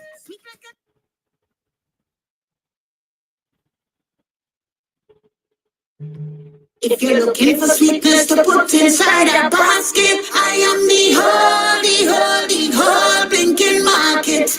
Come get your Christmas bargains at the Buxton Christmas Market and Mr. Business Jordan, Expo on Friday, December 20th from 14 hours how and you do? all day Saturday, December I'm good, man. Yeah, 21st. buy a Church of game. God Road, opposite Tipperary Sorry, no. Hall. The Buxton Christmas Market and Small Business 20 Expo. days to Christmas, Vendors man. How you feeling? 682-7981 for registration.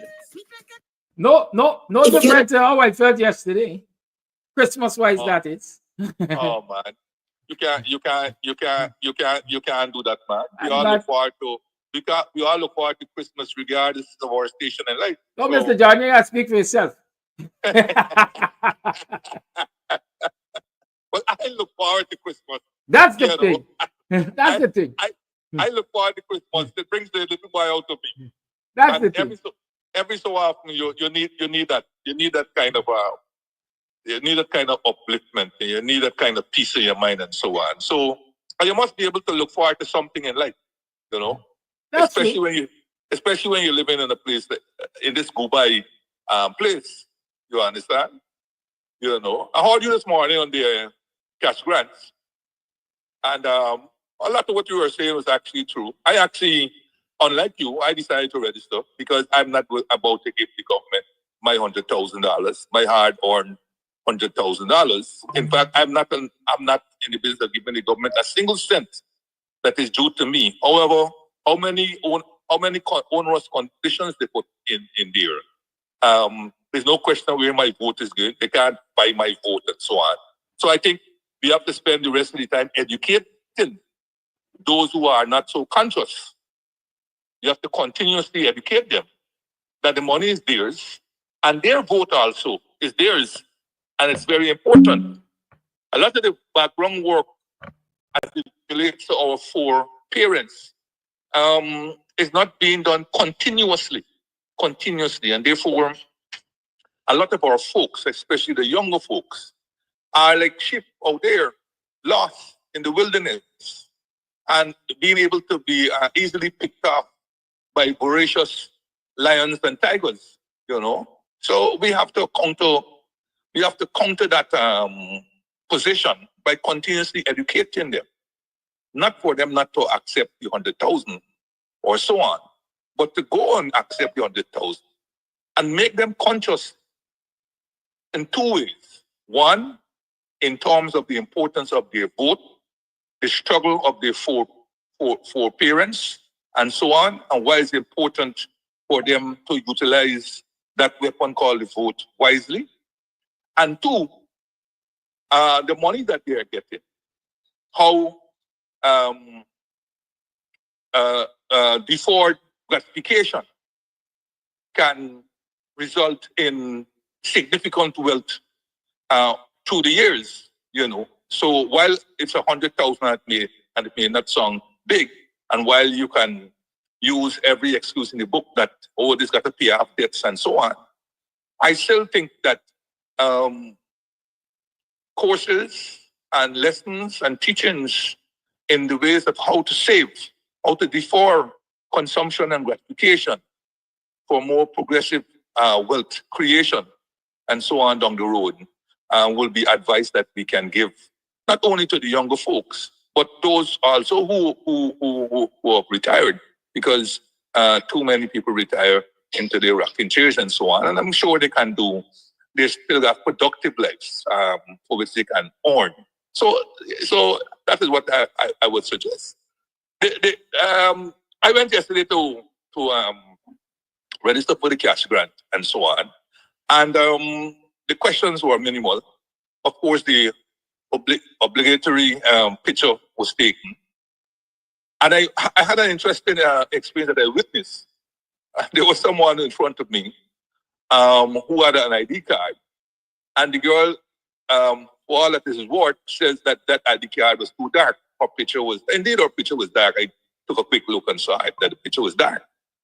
And so the person, instead of being crestfallen and despondent, says, okay, I have another ID card, which was indeed, she produced it, and it was a better picture and so on. So I jokingly asked her, well, how you end up with 2 ID cards? And she said the second one was a replacement ID card. So I asked her why you're using the first one if the second one was the replacement, and why didn't they destroy the second one? She said, no. When she got the second one, she eventually found the first one. You understand? And it's longer as a plausible story and so on. But 2 things came to mind there. The fact that indeed people may have more than 1 ID card which they can use. But more important, we had indicated that these ID cards are anywhere between as old as I think 13 or 16 years old. And in the first place, many of them, when they were taken when the cameras, first of all, perhaps were not as good or not as sharp as cameras these days. Secondly, they were taken by people who were not proficient in the taking of photographs. And as such, a number of the ID cards came out not the best, but they were still issued. And that was a clear case of one where the place for the photograph, it was dark, and you could hardly make out the face. And so these are issues that the GECOM, I think GECOM is aware of these issues, and they're putting pressure on scrutineers and the other workers to determine who's this person when they come to vote. When the ID card is not clear, right? And that's the only means they may have of identification as a form of identification. The ID cards are not clear, and opening them to question. And these are issues that the GECOM, they're aware of, and they're not taken into consideration when we talk about bloated lists and any number of ID cards and the inability to identify people properly, and all the untrained people. No matter how much you train them within a couple of weeks and asking them to identify a whole set of people, maybe hundreds of people in one day, or at least 100 people in one day. From a distance. And they're not trained sleuths and all these kinds of story, So it's really unfortunate where we are today, to the state where a number of groups and persons are coming out expressing no confidence in the GECOM. And I think this is a real issue which the international community ought to start looking into, rather than waiting until after the elections or during the elections, when crises upon crises are bound to take place, and trying to run in here with a hose to hose down the fire. I really do think that given their involvement throughout in our elections, that these issues ought to be taken up by the international institutions that appear to come here and want to help, right? And make certain that they're ironed out to the satisfaction of all parties before we go into elections, rather than trying to outfire us afterwards. Now, a big hole that is in this cash grant registration is the fact that there's no way, there's no evidence that you have registered.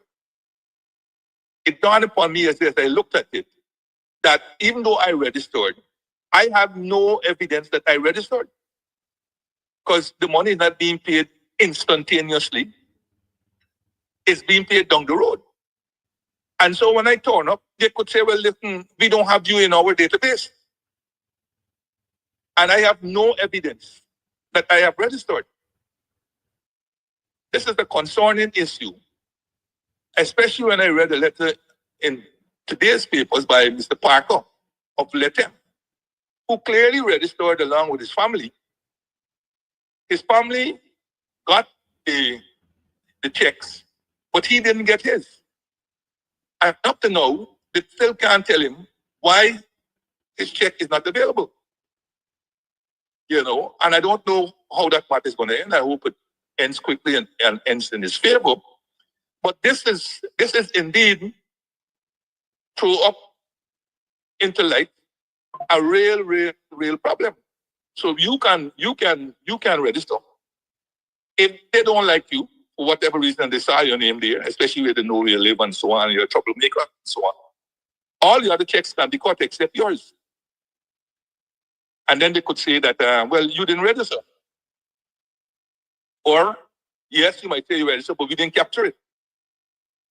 So that is an issue I think the PNC and the AFC and all of them should take up with the government. The fact that there's no slip, there's no conforming, right? Signing onto the tablet in some space to say I have registered or something. There's no conforming, there's no evidence, right? You're not given any piece of paper or anything to say that you had registered and this is your paper that you should walk with or something of the sort. Because they do it when the GECOM people come around, they leave a slip with you, right? And that is your evidence slip that you registered, and it's a piece of an ID card that you produce when you're going to uplift your ID card. But in this case, they're registering thousands upon thousands and thousands of people, but there's no evidence that the person has that they have registered, and that is a concerning issue. And I hope it doesn't come back to bite a number of people. But this is one which I think the AFC and the PNC and so on ought to take up or look at closely before it used as a weapon against persons, you know. And of course, quickly on last thing on this point, there are a number of people.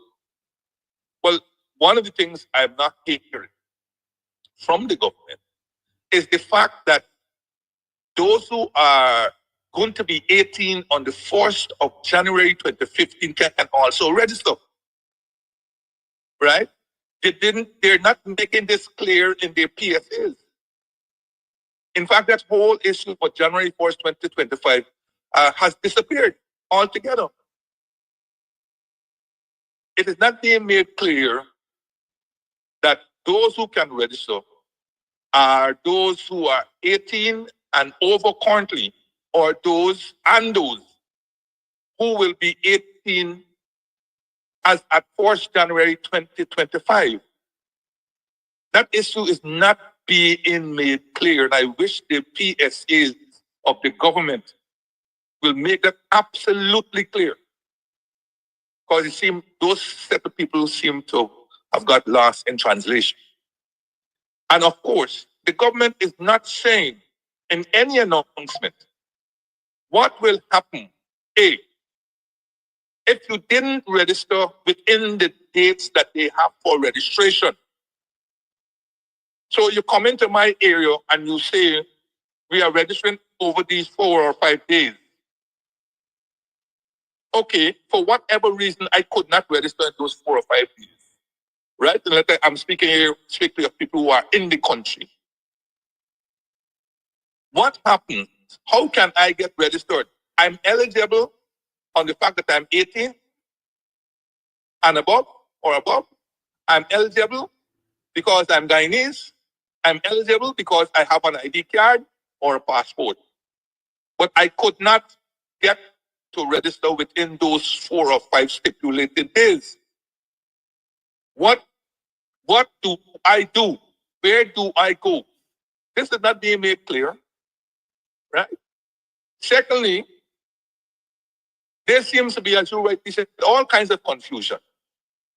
They said that, for example, with the old age pensioners, that those pensioners could have registered when they go to collect their books. In this area, South Granville area, the collection of the books has been targeted for the 17th, 18th, 19th, 20th, and 23rd of December. And so I said one of those days when I'm going to collect my book, I will register as an old age pensioner. But lo and behold, yesterday I found out that they were registering anybody at a particular center here in South Granville. And indeed, so I asked the girl, I said to her, look, man, there's this PSA that says that old age pensions register. She said, boy, what can I tell you? We have been registering anybody, pensioners, whoever else from since Monday. From since Monday in that area. It's crazy. It's crazy. So how if you're not stipulating when you are registering old age pensions anymore and they are now becoming part of the general population, how are you going to distinguish to pay them? Since they are supposed to be forced among equals in the pecking order of payment. with the public servants. How are you going to distinguish those? If you're now registering generally as this case, and I registered as part of the general population, so you have those problems. Then you have those issues about timing. The timing is not seem to be generally across the board. Say 7:30 to 4:30 or 7:36. Or you have times, various times, 3:30 to 6, 10 o'clock to 6 o'clock, 4:30 to this. The times are all over the place. All over the place. Then there is an assumption that everybody can read or everybody has access to internet and therefore could read these things online, or that everybody buys newspapers and so on. So when these PSAs are coming out and so forth, a large number of people aren't aware of the shift in instructions, the change in instructions, the new instructions. They aren't aware. I'm telling you, a lot of people call me, a lot of people calling all over the place to find out. And I'm like, what is it that the government is not getting right? What is it that the government is not getting right? I myself also wasn't aware of sort of centers that were open in this part or in North Prime Belt or in East Prime Belt and so on. And the different dates and the small print that these things come in, especially with elderly people with thin eyes and so on. And then, of course, you got the other categories of people who will not be able to register. Those who are on short visits overseas and will be back within even the time when you are distributed. So the government has to say clearly, is there a cutoff date finally for registration of all groups, regardless?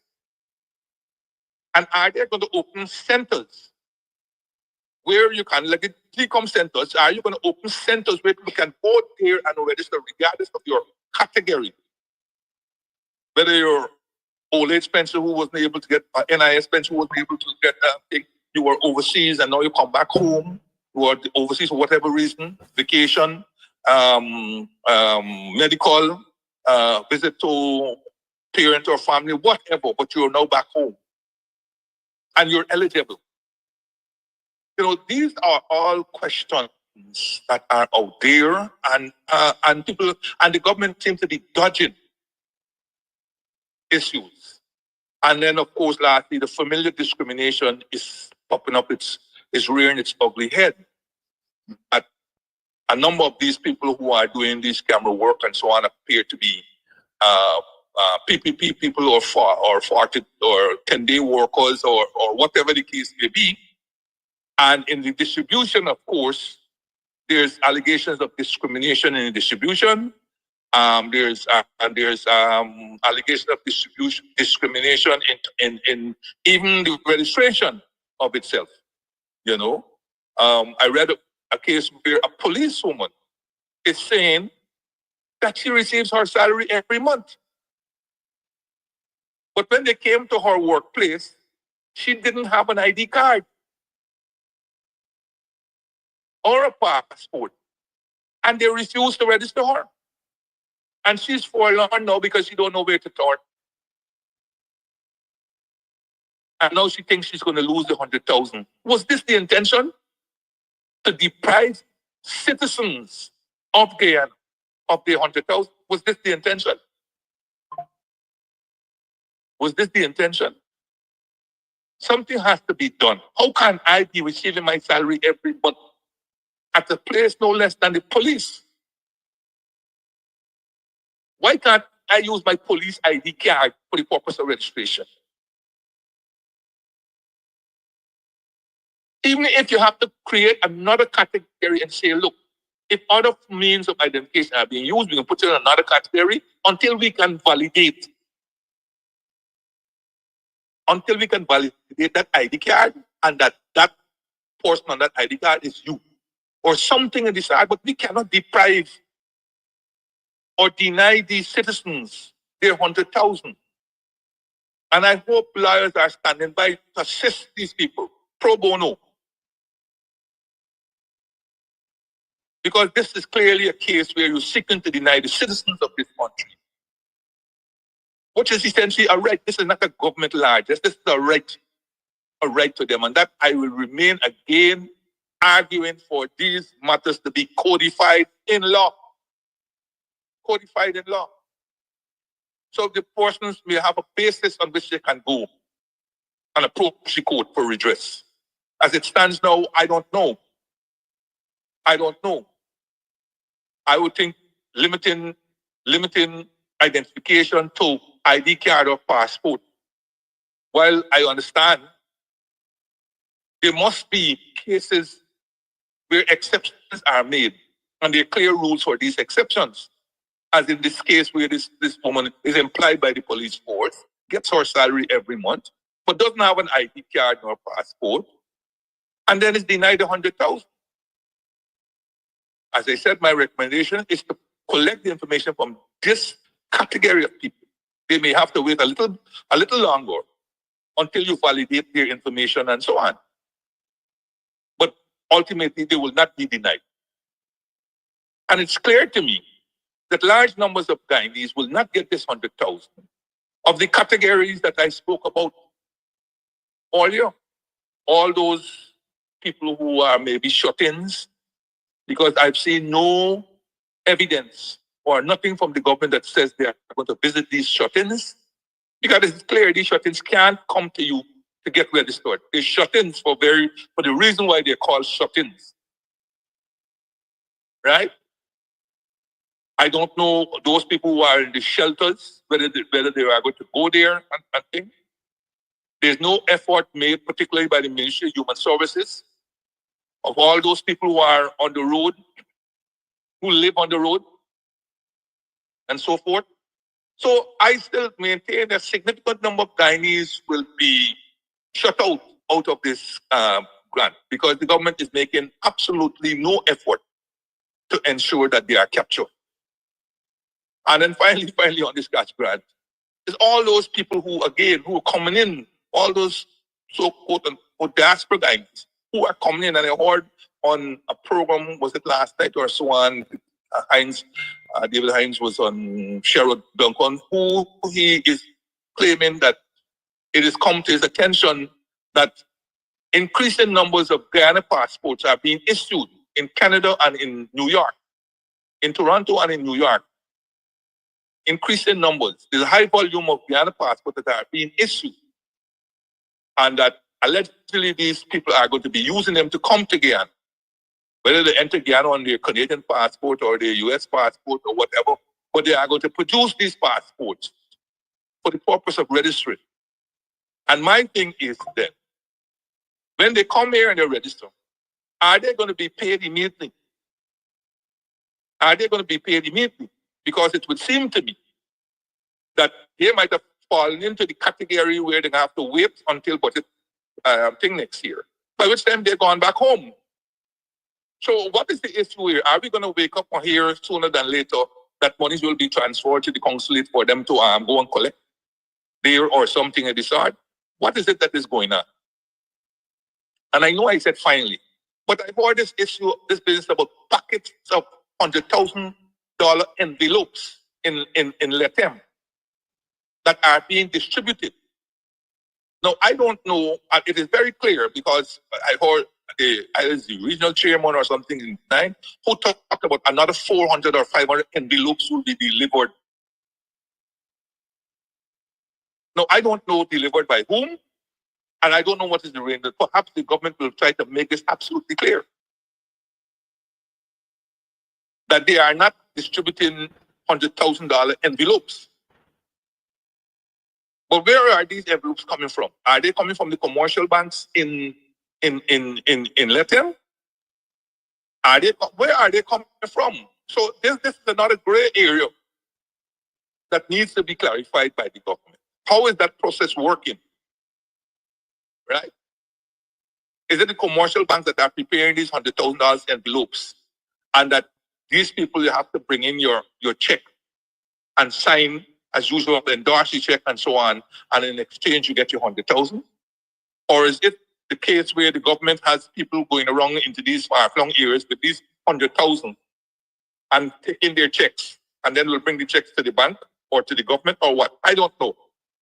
But this clearly has to be explained in quite detail, because every aspect of this business, there is some loophole for corruption. So the government needs to clear its whole issue as it relates to any number of these issues that I've raised this morning on this cash grant. And then, of course, what is the schedule of payment? Now that, for example, pensioners have registered, when will they be paid? Because in Latin, you paid everybody, whether they were unemployed, whether they were pensioner, public servant, private sector worker, you paid everybody. But when would other categories, when can they expect payment? But in particular, when can the pensioners, because I assume that the public servants will get theirs in their salary in December. And if it's not, they will certainly be able to get their checks, because the checks can be prepared and paid at their work site. But when would the pensioners get theirs? And if you are still registering old age pensioners as late as 23rd of December, when can that old age pensioner who would have registered in 23rd December, when can they expect payment? Because 23rd December, the next day is Christmas Eve day. That will be out. Christmas Day, Boxing Day. When can they expect payment? Will it be before the end of the year? Because if it's not by the end of the year, then whatever money is unspent at the end of the year has to go back to the consult fund. And it will be illegal for them to continue paying based on 2024's money in 2025. So all these are issues out there. All of these issues are being left opaque with no one to explain exactly on these questions, right? So there might be many more questions, but I can't take up all my time. The second issue I want to look at quickly, because I have a main issue, is that we've seen recently there have been some imbroglio with this Exim Bank to be or not to be loan, approve or not approve. Jagdeo had jumped out and claimed that the Exim Bank had approved Guyana's request for a loan, and that the loan had been reduced from 660 million, which I believe was the request US dollars, to I think 509 million US dollars. And that the loan will consider retroactive financing, and that the loan will be used to cover certain pieces of equipment and supervision and so on. AFC at their press conference a day later or so on said, not so fast, not so fast at all. No loan was approved. No loan was approved. And whatever. But the gist of whatever they were saying was that no loan was approved. And then, of course, there was this backward and forwarding about loan had been approved, no loan had been approved, and so on. So I think essentially, as I could glean, based on my experience of working and dealing with international financial institutions, the way I read it is that, look, there's a process. There's a process. And ultimately, for the time being, the loan has not been approved. What has happened is that loans go through different stages in a financial institution. In the IDB World Bank, there is what is called a loan committee. That's one of the stages, the latter stages of a loan. I think the loan goes to the loan committee, and if it makes it out of the loan committee, it will then go to the board for consideration and approval.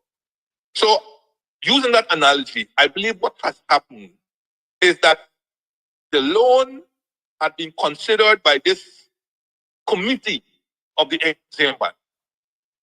And having looked at it, they approved it to move on to the next stage. Right? To move on to the next stage. And the next stage, and by the way, at this loan committee stage, the bank or the international institution makes no public announcement, essentially. For them, that is an internal process. In the case of the Exim Bank, they put it on their website. They put that process, party for transparency and everything else. So they put that aspect on the website. But at the level of this committee, this loan was considered, and instead of 660 million, we are only going to be recommending 500 million. Jagdo said 509 million, but apparently, I think it's about 500 million or so on.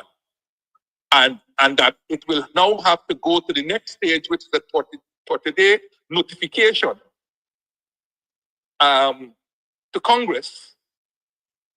And when it comes back to Congress, if it comes back with an approval from Congress, then it will now go to our board for formal consideration and approval. And at that stage is when Exim Bank will make a public announcement of the approval of the loan request of the government of Guyana. So in many ways, Jagdeo was premature, and he ought to know better because he was the Minister of Finance and he was governor of several of the international. And in fact, he still is. A lot of people don't know this. It's not Ashley Singh. It's Jagdeo who was the governor for Guyana on the IMF, World Bank, CDB, and the Inter-American Development Bank boards. And also the Islamic Development Bank boards. He is the governor. So you have to know this. Okay, that there are different stages in the process, and until the board approves and makes the public announcement, because it is rare, if at all, for a government to be announcing the approval of a loan when the institution itself has not made that announcement. It has always been the practice that the institution will make the announcement of the approval of the loan, and then the government will make its announcement, and then the media and all this kind of stuff. So it was kind of a bit strange that the government was making this announcement, especially when it was Exim Bank who was making the announcement in relation to Barbados, loans given to Barbados, and I think St. Kitts and Nevis, so on. So that's my interpretation, being a former Minister of Finance, and prior to then dealing extensively with the World Bank and other international institutions, and also being the governor for Guyana for those same sets of institutions. And the second issue it talks about is that the loan will also consider retroactive financing. In other words, then areas for which government had to spend money, the Exim Bank, once the loan is approved, will be repaying the government for those areas of which is spent. Now that's an extremely gray area, because I'll tell you why. A number of international institutions do have retroactive financing. I don't know if Exim Bank is one of them. But let us assume that Exim Bank has in their charter and everything retroactive financing. If they do, then one, there is a limit to retroactive financing. The institution will not cover all of the expenses that you had. There's a limit to what they will finance. Two, it has to be eligible expenditures, and that has to be clearly spelled out. What are eligible expenditures that they would reimburse? Okay? And that has not been made clear. What are these eligible expenses that they will reimburse? But the most important part at number 3 is that for them to reimburse you expenditure in terms of retroactive financing, you, the borrower, will have had to conduct procurement according to the procurement rules of the international financial institution. That has to be absolutely clear. You have to use the procurement rules of the international financial institution for eligible expenditures before you can be considered for retroactive financing. And that has not been made clear by the government. Whether they have been procuring different services and equipment and machinery and so on in accordance with the Exim Bank rules, and whether these were eligible expenditures also. Because Jagdo always give you the impression that all the money that we spend before we can get back in which this is absolutely not true. It's not going to happen. Not going to happen. There's a limitation, first of all, about how much retroactive financing a loan can cover. There's a limitation. 2, it has to be eligible expenditures. Right? It has to be eligible expenditures. And very often those eligible expenditures clearly have to do, in the case of Exim Bank, that has to do with American. Right? Maybe acquiring the services of American, acquiring American equipment and so on. But even if you acquired American equipment, the procurement rules of the institution would have had to be invoked. Meaning that, yes, you may have acquired a Massey tractor, but there are several different companies and different brands of tractors. And so you will have to go and put out your bid. You might be wedded to Massey, but that is nothing of no concern to Exim Bank. Once they would have had eligible suppliers in the United States. So you don't have to do that. If you come out of that process with a Massey tractor, so be it. But if it ends up being another kind of tractor, that's what you have to take if you want to have those expenses reimbursed when the loan is finally approved. Right? So those are 2 things. And I just want to reference the fact that I had earlier warned the government way back in 2020 about, and then subsequent, that don't look a gift horse in the mouth. Don't jump up on thinking that, oh, you sign a $2 billion US MOU and thinking that that's, some kind of a loan, that is on a platter and so on. The Americans have extremely stringent and transparent processes in relation to their loans and so on. And a lot of fees and all kinds of things are attached to these disbursements and inspection and all these kinds of stuff. Right? So while you may trying to live on good terms or maybe reward America for their interference in our last election and so on, or to stave off any commentary on that you might be going more over towards the Chinese and so forth, you still have to ensure that the financing that you are looking for and that you are going to accept is the best available financing in terms of terms and conditions. Not necessarily because you just want to reward people. Because I see that as being happening. You're buying a vessel from France here, aircraft from India here, something else from Britain, something from America, something out of Canada. Then you get some ID cards from Germany. So you're trying to help out everybody. You're trying to help out everybody. It is good to spread your wings, right? But sometimes also those come back to bite you because particularly when it comes to equipment, when you have to find spare parts, you got to go all over the place. All over the place, you got to go looking for spare parts, or for replacement and so forth. And that could be a nightmare, where you have Massey tractors, this one tractor, the one out of Poland and so on. You got to look all over the place for things. And so those issues have to be considered.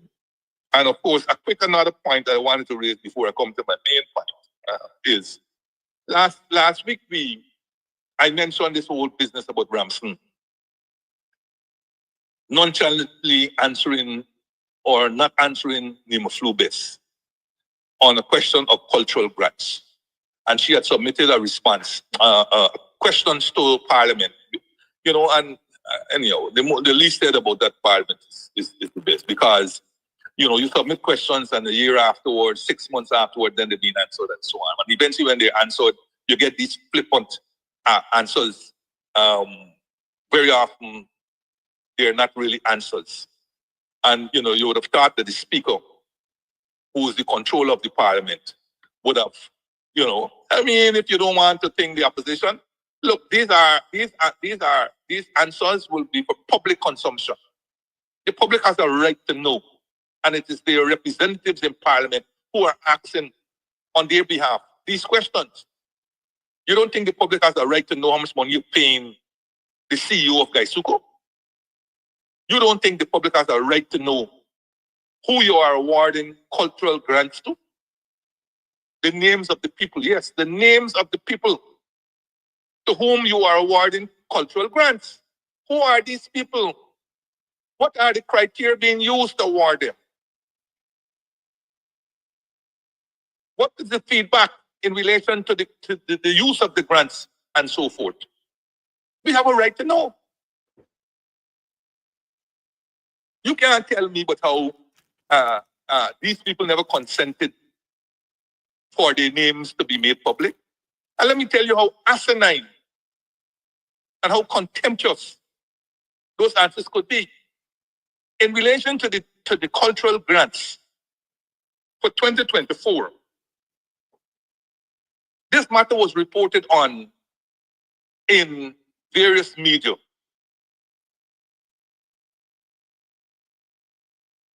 In the media in the medium of Chronicle of April 25th, 2024, it was reported on there that 30 people were awarded grants of $1 million each. In that article, there was a picture. There was a picture of one of the awardees shaking hands with the person, the presenter of the grant. And they had other staff of Ramson's ministry or departments that come out of him. They're in the picture.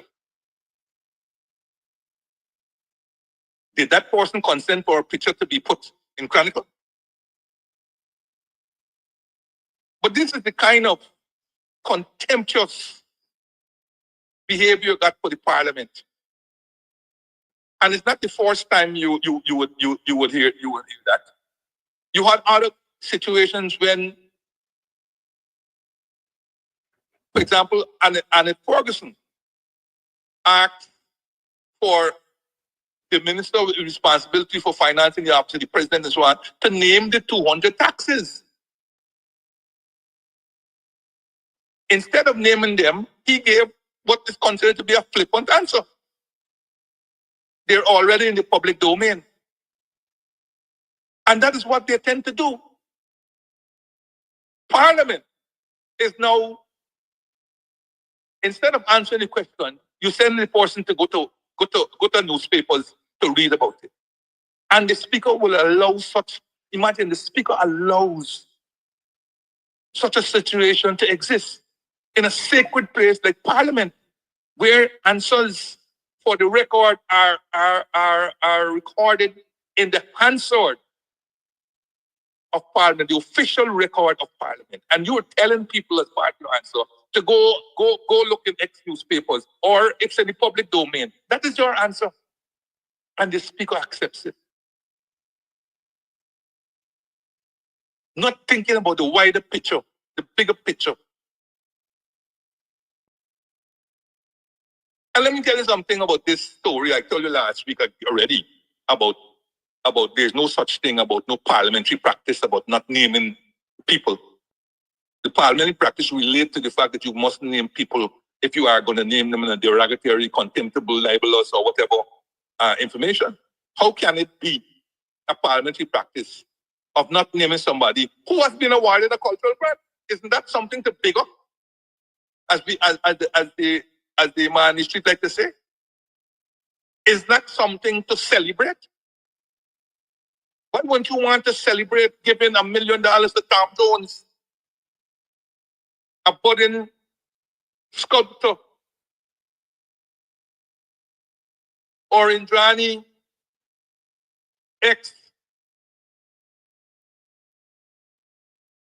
a budding author. Why wouldn't you want to? In 2023, there was a picture in the papers with Chevron Lim, a person who I happen to know. Chevron Lim was awarded $1 million, one of these cultural grants. Her name appeared and her name and I think her picture appeared in the papers. So where do we jump off following how these people never consented to the names that they need? So how they consented to collect grants? And how do we know, well, if you don't name them, that persons who got these grants, A, were eligible for the grants, and that they satisfy the criteria which has been established and is publicly known and so on. How do we know that? We don't know if you don't name them. How do we know that these awards were made free of discrimination and other conditions which should not have been part of the award? How do we know that? And let me tell you, as a person in budgeting for many years, I always tell people, go back to the estimates of the 70s and maybe the very early 80s.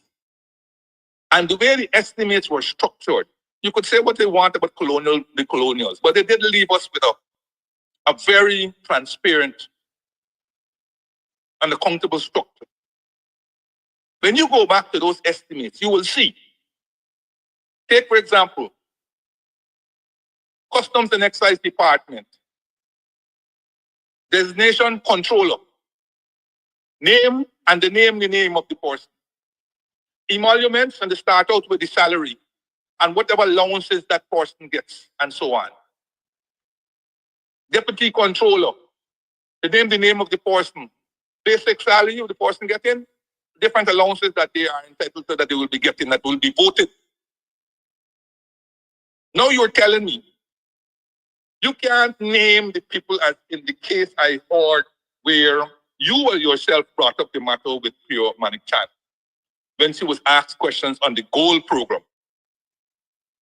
Who are the 7 top positions? And well, you can't name them. You can't name them. As long as you are getting money from the treasury, from the consolidated fund, as long as you are going to get money that is appropriated by the parliament, the representatives of the people got a right to know. The only time you may not have a right to know is where this thing is covered under the Official Secrets Act.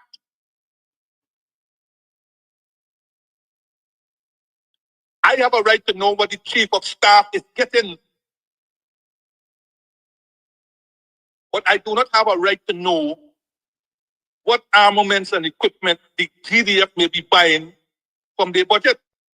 That should be discussed in a select committee on the armed services that is sworn to secrecy. But you can't tell me I must know what money the chief of defense staff of the GDF is getting. Nonsense. And so I must know how much the director of the gold program is getting. In fact, I must know how he was appointed to that position. Those were questions that were asked of us by the PPP. And we had to answer or provide the answers if we didn't have it there. And we had to provide their emoluments. And we had to say how that person was appointed. Was it through public newspapers? Sometimes you have to even bring the newspaper showing the advertisement. I went through that with certain appointments. Now you're telling me this convention or this right of people is being denied. How was the director of the gold program appointed? He wasn't appointed through no public advertisement. He was installed.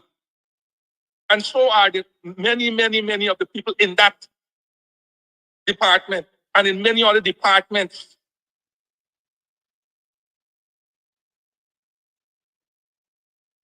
At my ministry, we went through a rigorous process to get the deputy secretary, the deputy finance secretary.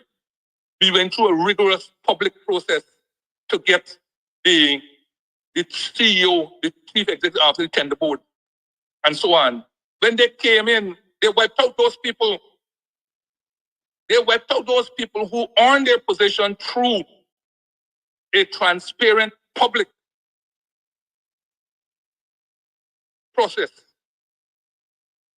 and replaced them with installed people. No public process anymore, installed. And it's throughout all cases where we went through public process, they think on this. But you come back to the goalpost and the questions. We got a right to know how much the director of the goal is getting, how much the director gets, what are their emoluments and so on. What is there to hide? What is there to hide? There's plenty to hide because there's no structure to these things. There's no structure to these things.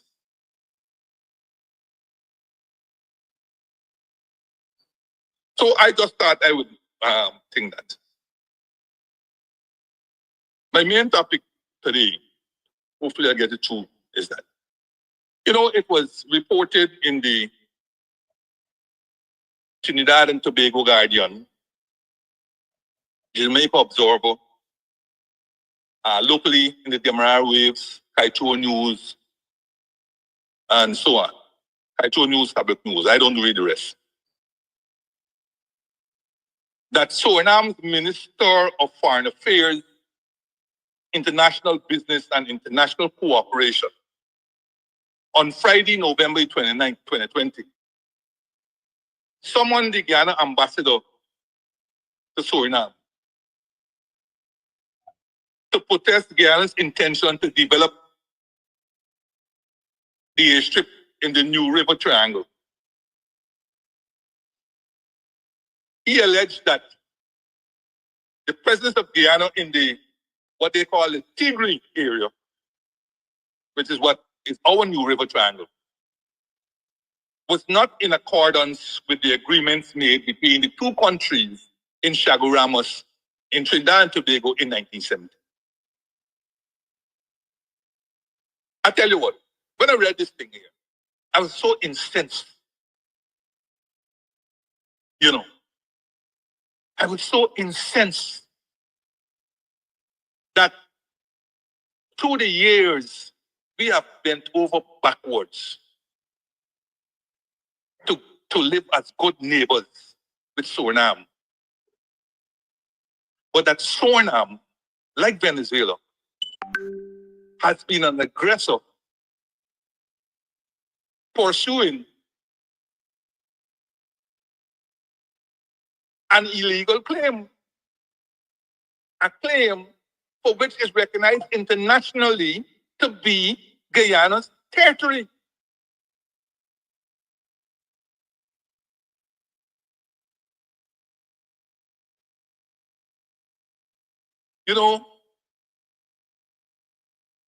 The approach of the PNC, come APNU, come AFC in the 5 years, showed how love of country and a fierce determination to protect the country's patrimony, sovereignty, and territorial integrity is markedly different to the approach by the PPP. And I will show you how. Because this lesson ought to be known by a lot of our people, big and small, rich and poor, all kinds. Because in this country here, patriotism seems to have gone through the window and has taken backseat to transactionalism. This is what you're getting with this government. Transactionalism, not patriotism.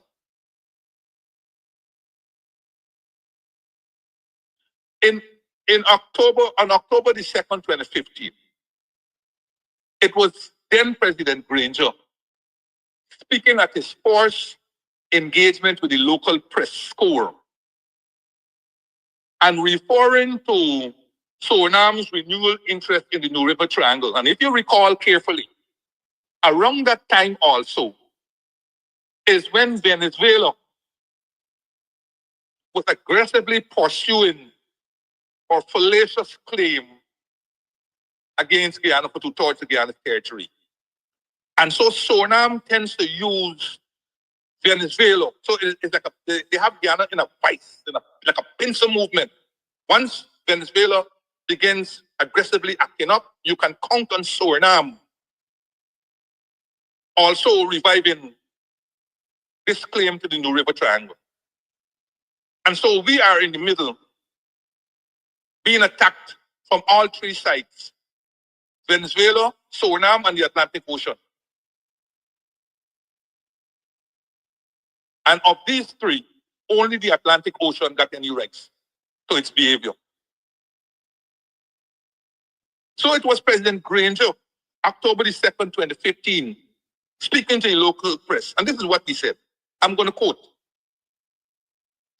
"We feel that this claim is spurious, and we have taken measures in the past to protect our territorial integrity, and we will continue to do so." End of quote. And I will come to what he meant when he said we have taken measures in the territorial integrity, especially as it relates to Suriname. You know, Suriname had been claiming the New River Triangle area, which in terms of size and landmass is larger than Jamaica, because it's estimated to be about 6,000 square miles, or about 3 times the size of Trinidad and Tobago. So you get an idea of the size of the territory that they're claiming. The one on the west claiming 2/3 of our territory. The one on the east is claiming a landmass greater than Jamaica, or 3 times the size of Trinidad. Poor Guyana, we're going to left after the Atlantic Ocean claim the rest.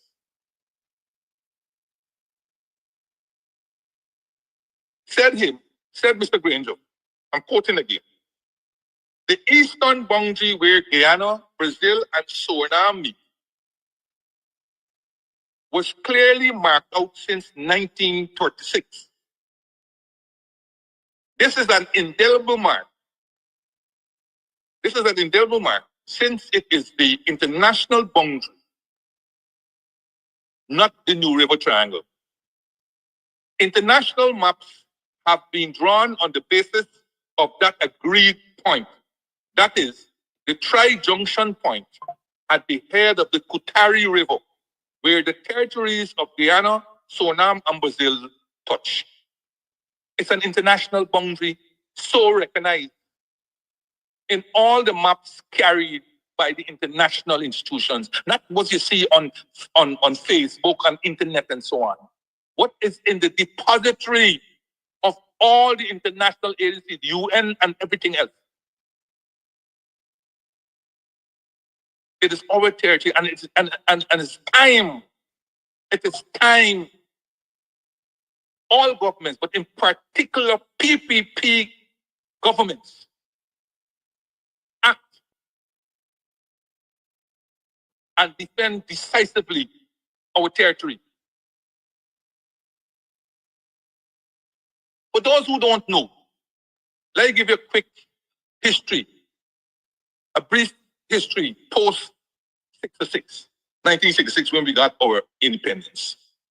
In late 1967, the Suriname government sent a land survey party into the New River Triangle. Early in December 1967, members of our Guyana police force launched what was then called Operation Kingfisher and expelled the 40 members of the Surinamese survey party. The right of Guyana to the New River Triangle was stated formally in 1968 by Sir Sridhar Ramphal, Minister of State. And this is a fantastic speech, an excerpt of which I will quote, by Sir Sridhar Ramphal, the late great Sir Sridhar Ramphal. And at that time in 1967, he said, quote, by every token of history, custom, usage, prescription, and recognition. Indeed, by every relevant criterion of international law, Guyana's title to the New River Triangle is unassailable. It cannot now be competent for the Netherlands to raise a claim to the area when over the years they have acknowledged the Qatari as the boundary in the notes and letters of their diplomats. Remember in 1967, Suriname didn't get its independence yet. So it's Netherlands who was raising the claim at the time. So let me go over the quickly.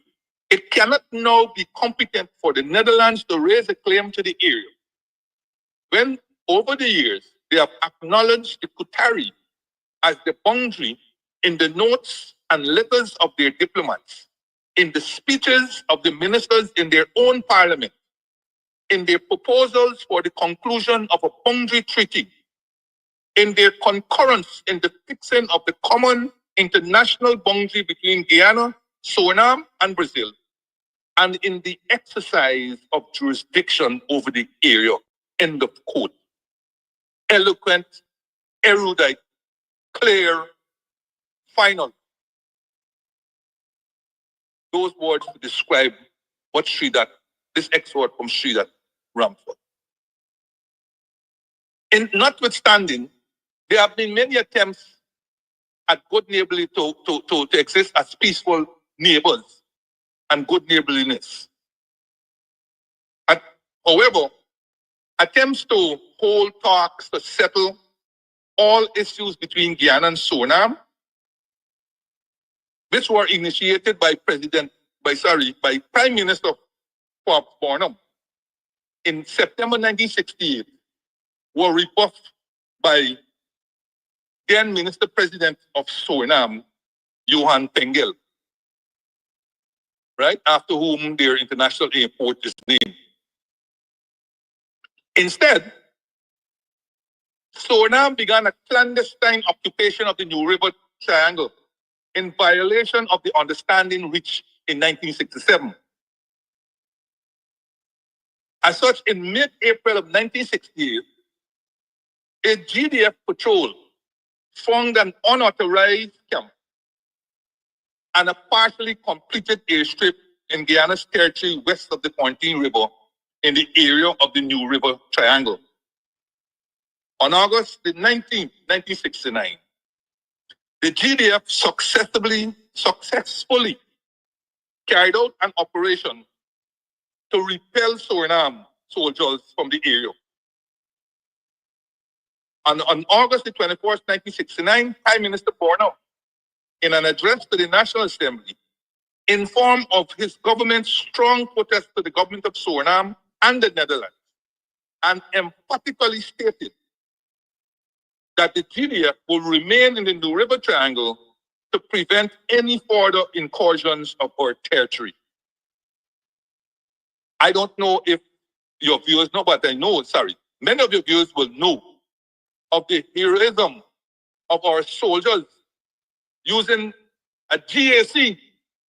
I don't know whether it's a Twinator or was a caravan or whatever, with soldiers on the wing, strapped down to the wing with their AK and so on. This is folklore, and I think, was it Chanisu or one of them who was the Liverpool who died, we just call it the black something, I can't remember now. Liverpool who were among those who went there and expelled these soldiers from Suriname.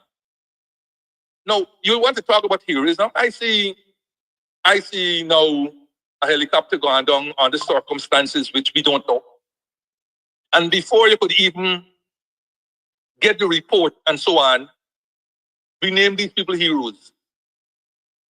We don't know the circumstances under which the helicopter went down. We don't know anything. And we probably will never know. but we run to front to name them heroes. And in fact, this is a digression. The hurtful part of that is that the two survivors, if they were indeed part of that mission, they have been forgotten heroes. They have been forgotten heroes. But that was an aside. If you really want heroes in the context of what happened in Guyana, you will name heroes those who went to expel Suriname soldiers out of the New River Triangle. And remember that was 1969. And those who are on this live will know another event that happened in 1969 as part of the pincer movement. So you have Suriname, who we had to go and expel in 1969, and then you had the Rupununi uprising in 1969, where the Hearts and Melville attempted an insurrection that was supported by Venezuela. The pincer movement in action. Only this time initiated forth by Suriname and then followed up by. And again, unfortunately, they had deaths that involved. Our policemen would die. I think 5 policemen died in that thing. And our brave soldiers went there and quelled the insurrection. And the Hearts and the Melvilles ran to Venezuela and Brazil. But we never named Heroes Highway for those heroes. Those are heroes. Defending our territory fearlessly. Our heroes, the Heroes Highway, should be named after those soldiers who bravely went and expelled soldiers from our New River Triangle, Suriname soldiers from our New River Triangle, and the Hearts and Melvilles and all the other insurrectionists who were being directed and funded by Venezuela. Those are our heroes. And until we understand the circumstances of how that helicopter went down, we should not rush to prematurely name anything but heroes and naming some place at UG something and naming some other places some. No, we should not prematurely. Let us see what the report says. Then afterwards, we could make that consideration. And this business of a name and heroes and so on, it should be an issue for the public, for the nation, not for somebody who waking up and deciding that that's how we will do it. But that was another side. And if you want to know, if our readers want to know more about the adventures in expelling those soldiers from Suriname, I reference you to David Granger's The Defense of the New River, and also his other booklet, The Guyana-Suriname Boundary, a historical review. You know, in the words of David Bautista, right? He said sometime that the striving for good neighborliness does not make what he claims to be the border issue disappear. In fact, what people don't know, there are 3 quote-unquote border issues that Suriname have with Guyana. Now they're down to 2, but there were 3. The issue about the ownership of the Quarantine River and the boundary line for both countries. People don't know that Suriname claims the entire Quarantine River up to our land boundary on the east there in the Quarantine. Guyana is arguing that it should be the middle of the watermark. So that's one issue. Then Suriname claims our New River Triangle, in which they call it the Tigray area.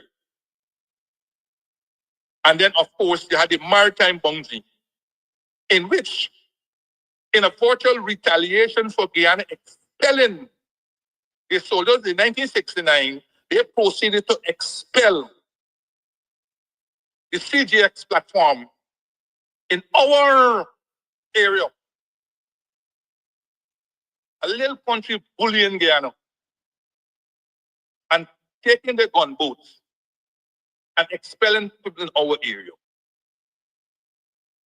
And as a result of going to the Loyalty Convention, that issue was settled largely in favor of Guyana. And not only largely in favor of Guyana, it turned out that where they expelled the vote was Guyana waters, as we had always claimed, but now fully settled. Now fully settled.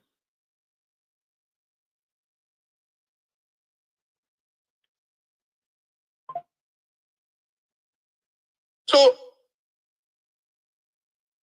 while we must strive, while Guyana must strive for good neighborliness, and peaceful coexistence, we cannot and must not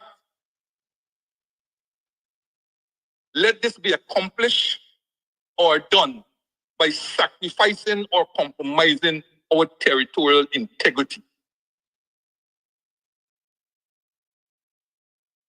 And that is what, in many ways, I am thinking we have bent over backwards in trying to live good with Suriname, possibly because of our problems with Venezuela. It may be to keep one at bay while we concentrate on the other one, but it hasn't worked. That strategy has not worked. It has not worked. And I have to agree with President Granger, and all of us must agree with President Granger, that if Suriname is so convinced of the legality of its claim, it should take it to an internationally recognized body. Why hasn't it done so? Why hasn't Suriname taken its claim to an international, like the ICJ or one of them? We and Suriname and us are members of the ICJ. Why don't they take their claim to the ICJ, to the World Court? If you are so convinced of the legality of your claim, take it there. But stop harassing Guyana. Suriname uses gunboats to expel CGX in our waters. And they were able to buy gunboats on loans that they took, I think, from Spain and whoever else, at the time when they could have done so. Guyana is no longer weak, because at the time when they did, Guyana was weak. Guyana is no longer weak. And we must use our resources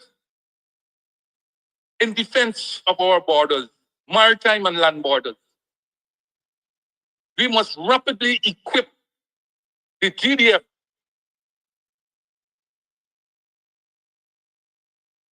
to expel all threats. And we must be unafraid to develop our territory that is internationally recognized. And so, Ali, I don't like your government. That is not a secret. I don't like what you do. You all do to Guyanese generally. But when it comes to our sovereignty and territorial integrity, we back every decision that is in our favor. And I say, go ahead and do the airstrip. Go ahead and build the schools. Go ahead and develop our territory. And stop being afraid to do so because you want to pursue an agenda that you think is going to be in favor of your party. President Granger had warned you before, beware of your rapprochement with Suriname without considering the issues of the border.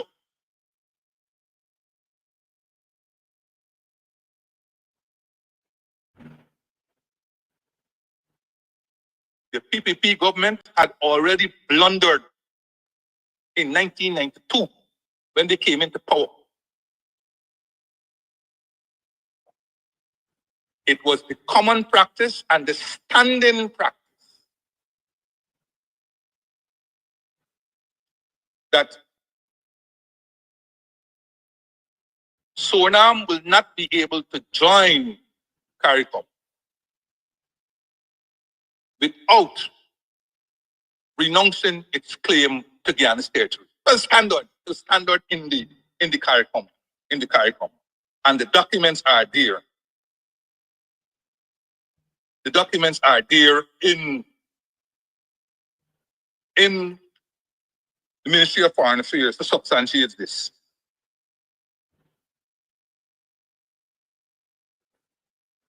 For Sonam to be in Sonam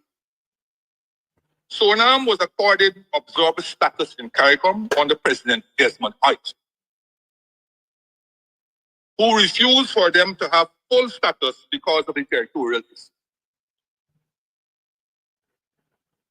For Sonam to become a full member, there needed to be no dispute. All outstanding territorial matters with Guyana had to be settled. That was the standing thing in CARICOM, and which all member states of CARICOM had agreed to. In fact, the membership rules included, right, that for admission, a new member should not have a pending dispute with a standing member. Right? So that was the standing condition. You can't come in if you have a dispute with a member who's already a member. Right? And that also was similar to what was in OAS. The OAS had Guyana could not accede to membership because there was a dispute with a member of the OAS, Venezuela. So we could not go into OAS. But they adjusted the rules. But Venezuela didn't agree to drop the claim. They adjusted the rules so that Guyana could accede to membership of the OAS. But Venezuela did not drop the claim. But guess what? When the Dragon government came into power in 1992, as recorded in Clem Ciceran, he said that Dr. Dragon had revealed a proclivity for reckless haste. This is what Clem Ciceran is saying. This is not what me saying. This is what Clem Ciceran is saying. That Dr. Dragon had revealed a proclivity for reckless haste. And his ignorance of the real world around him allowed Sonam full membership against the advice of people with knowledge of the issues. As a result, Sonam was admitted to CARICOM unconditionally. So Sonam was admitted to CARICOM with existing territorial issues with a standing member, a prominent member, a member was there called Guyana. All due to Dragon. Dragon effectively dismissed all of Guyana's positions as not valid in the eyes of the Surinamese, and which is why they had the CGX incident. I think a lot of people know that there was this attempt to create an axis, which is still going on, by the way, The axis of Guyana, Trinidad, and Suriname. There's still that attempt. I don't think it will die. And you know for what reasons that axis is being considered and has always been the top of the agenda of some people. Do you know that it was the PPP government,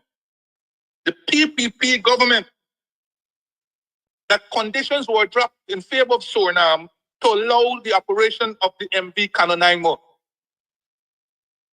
which was financed by the European Union under the Lomé III Convention. It was the PPP government that allowed the Canonaimo to start operation in 1998, having dropped all our objections that included the boat must be literally, it must sleep in Suriname. That's why the boat doesn't stay here. The boat sleeps in Suriname. Guess why? Yes, it was the PPP that did that. And when you look and see the haste with which they want to build a bridge over the Quarantine River without solving the issues to deal with the Quarantine River and the other border issues because New River Triangle is close by. When you look and see, Suriname is in no position to finance anything right now. None. So they're looking to Guyana to bear the burden of the financing. And we are sleepwalking our way into an arrangement that will not be financially beneficial to us. We sleepwalking. Suriname is in no condition whatsoever. They're banking on 2028 for soil. Suriname economy is in the throes of the IMF right now. They're banking on 2028. So are you saying this is a good time to step up? It is indeed. That's what I've been saying all the time. They took advantage of our weakened state. They took advantage of our weakened state when our economy was very weak, and when they had the capacity to borrow money to upgrade their military, and they took advantage of our weakened state and used their gunboat to expel the CGX. We could not do anything than harp them back. They continue to take advantage of our fishermen. One only have to look at the fact that they'll go back to Jagyo, what you call them. They can't get any license now. That is what they put themselves into. No license now being issued, or the license being exorbitant. And they constantly harass our fishermen and so on. And we got people here who couldn't care three hang about all of this as long as transactional. I once nearly puked when I saw Suriname had contracted a local advertising agency to, I think it's when they were coming in or just after they come in and so on. And there was a press conference or something. And this press conference was being moderated by a Guyanese PR firm. And in the backdrop of the press conference was a map of Suriname with our New River Triangle territory on the wall. And this seemed to have done nothing to the Guyanese PR firm or the Guyanese who was contracted to do this thing. That is the extent to which we as the people seem to disdain our own self or don't even seem to understand our history.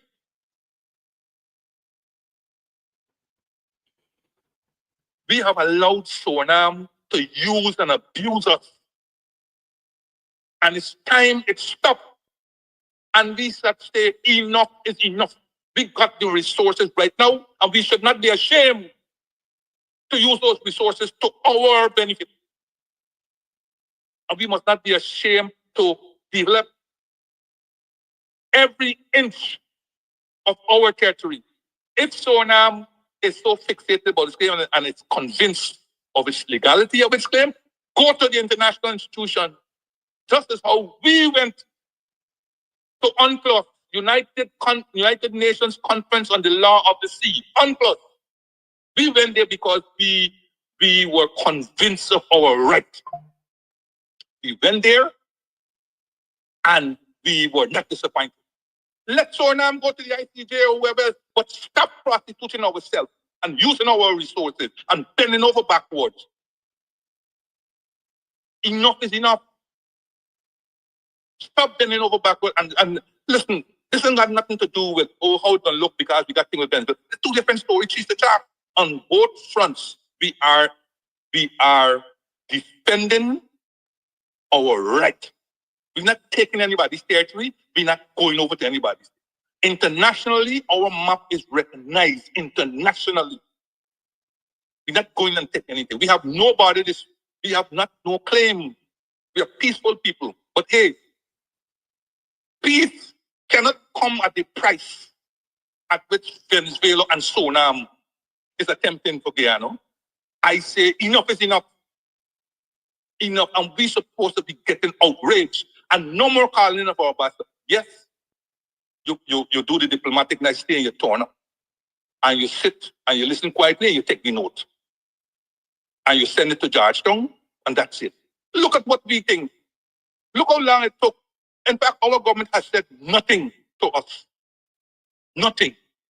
They put a picture with Todd meeting Ramdin, and that was it.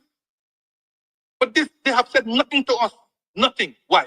What? What is they pushing? The bridge across the sort for which they eventually may have to finance? Huh?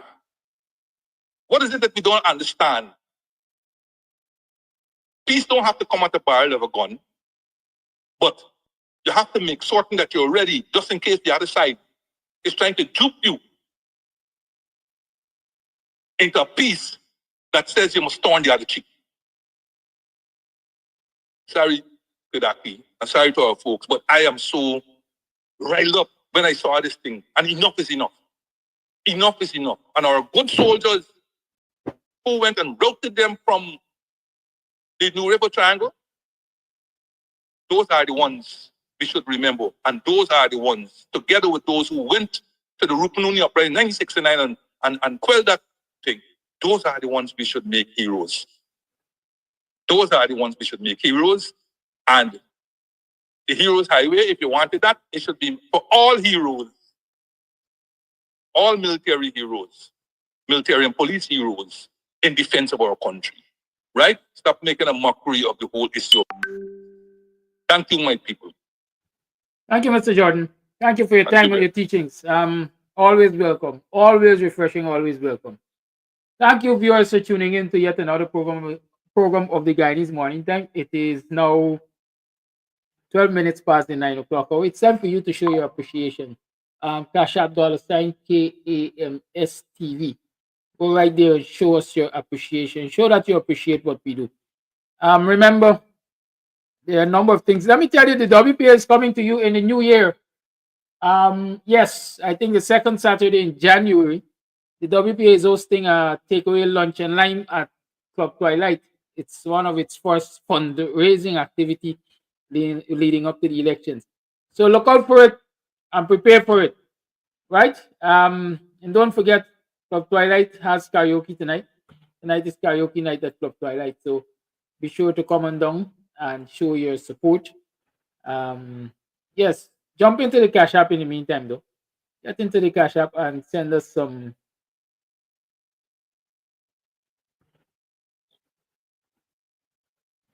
contributions. Yes, that's the word I'm looking for. Send your contributions to Camps TV via Cash App or Zelle, MMG on 6225933, Western Union, and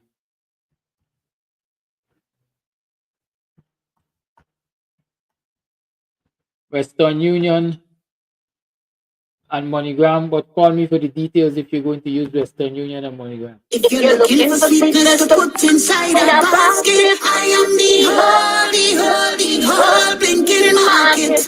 Come and get your Christmas bargains at the Buxton Christmas Market and Business Expo on Friday, December 20th from 14 hours and all day Saturday, December 21st. Church and God Road opposite Tipperary Hall. The Buxton Christmas Market and Small Business Expo. Vendors 682-7981 for registration.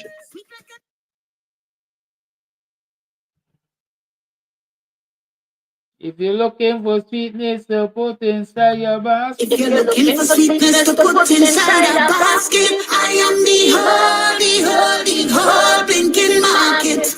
Come and get your Christmas bargains at the Buxton Christmas Market and Business Expo on Friday, December 20th from 14 hours and all day Saturday, December 21st. Church of God Road opposite Tipperary Hall. the Buxton Christmas Market and Small Business Expo. Vendors 682-7981 for registration.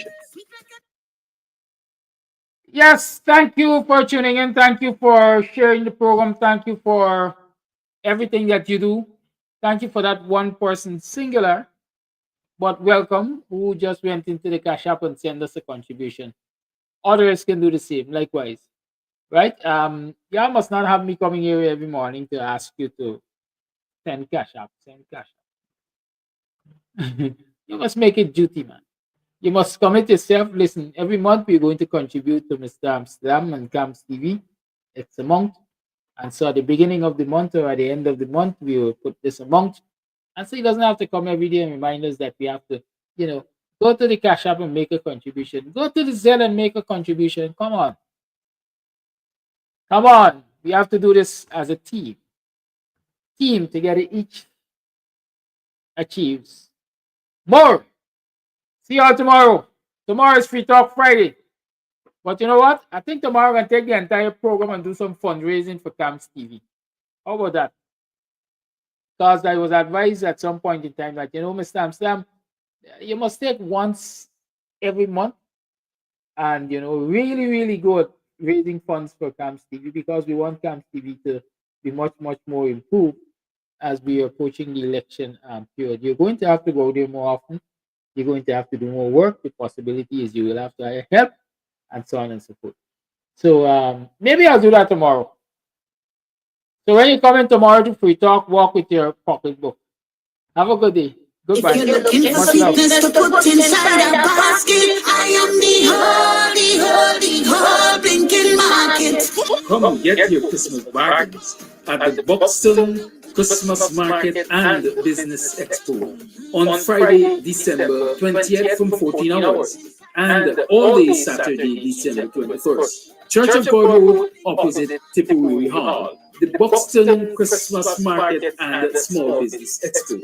Vendors 682-7981 for registration.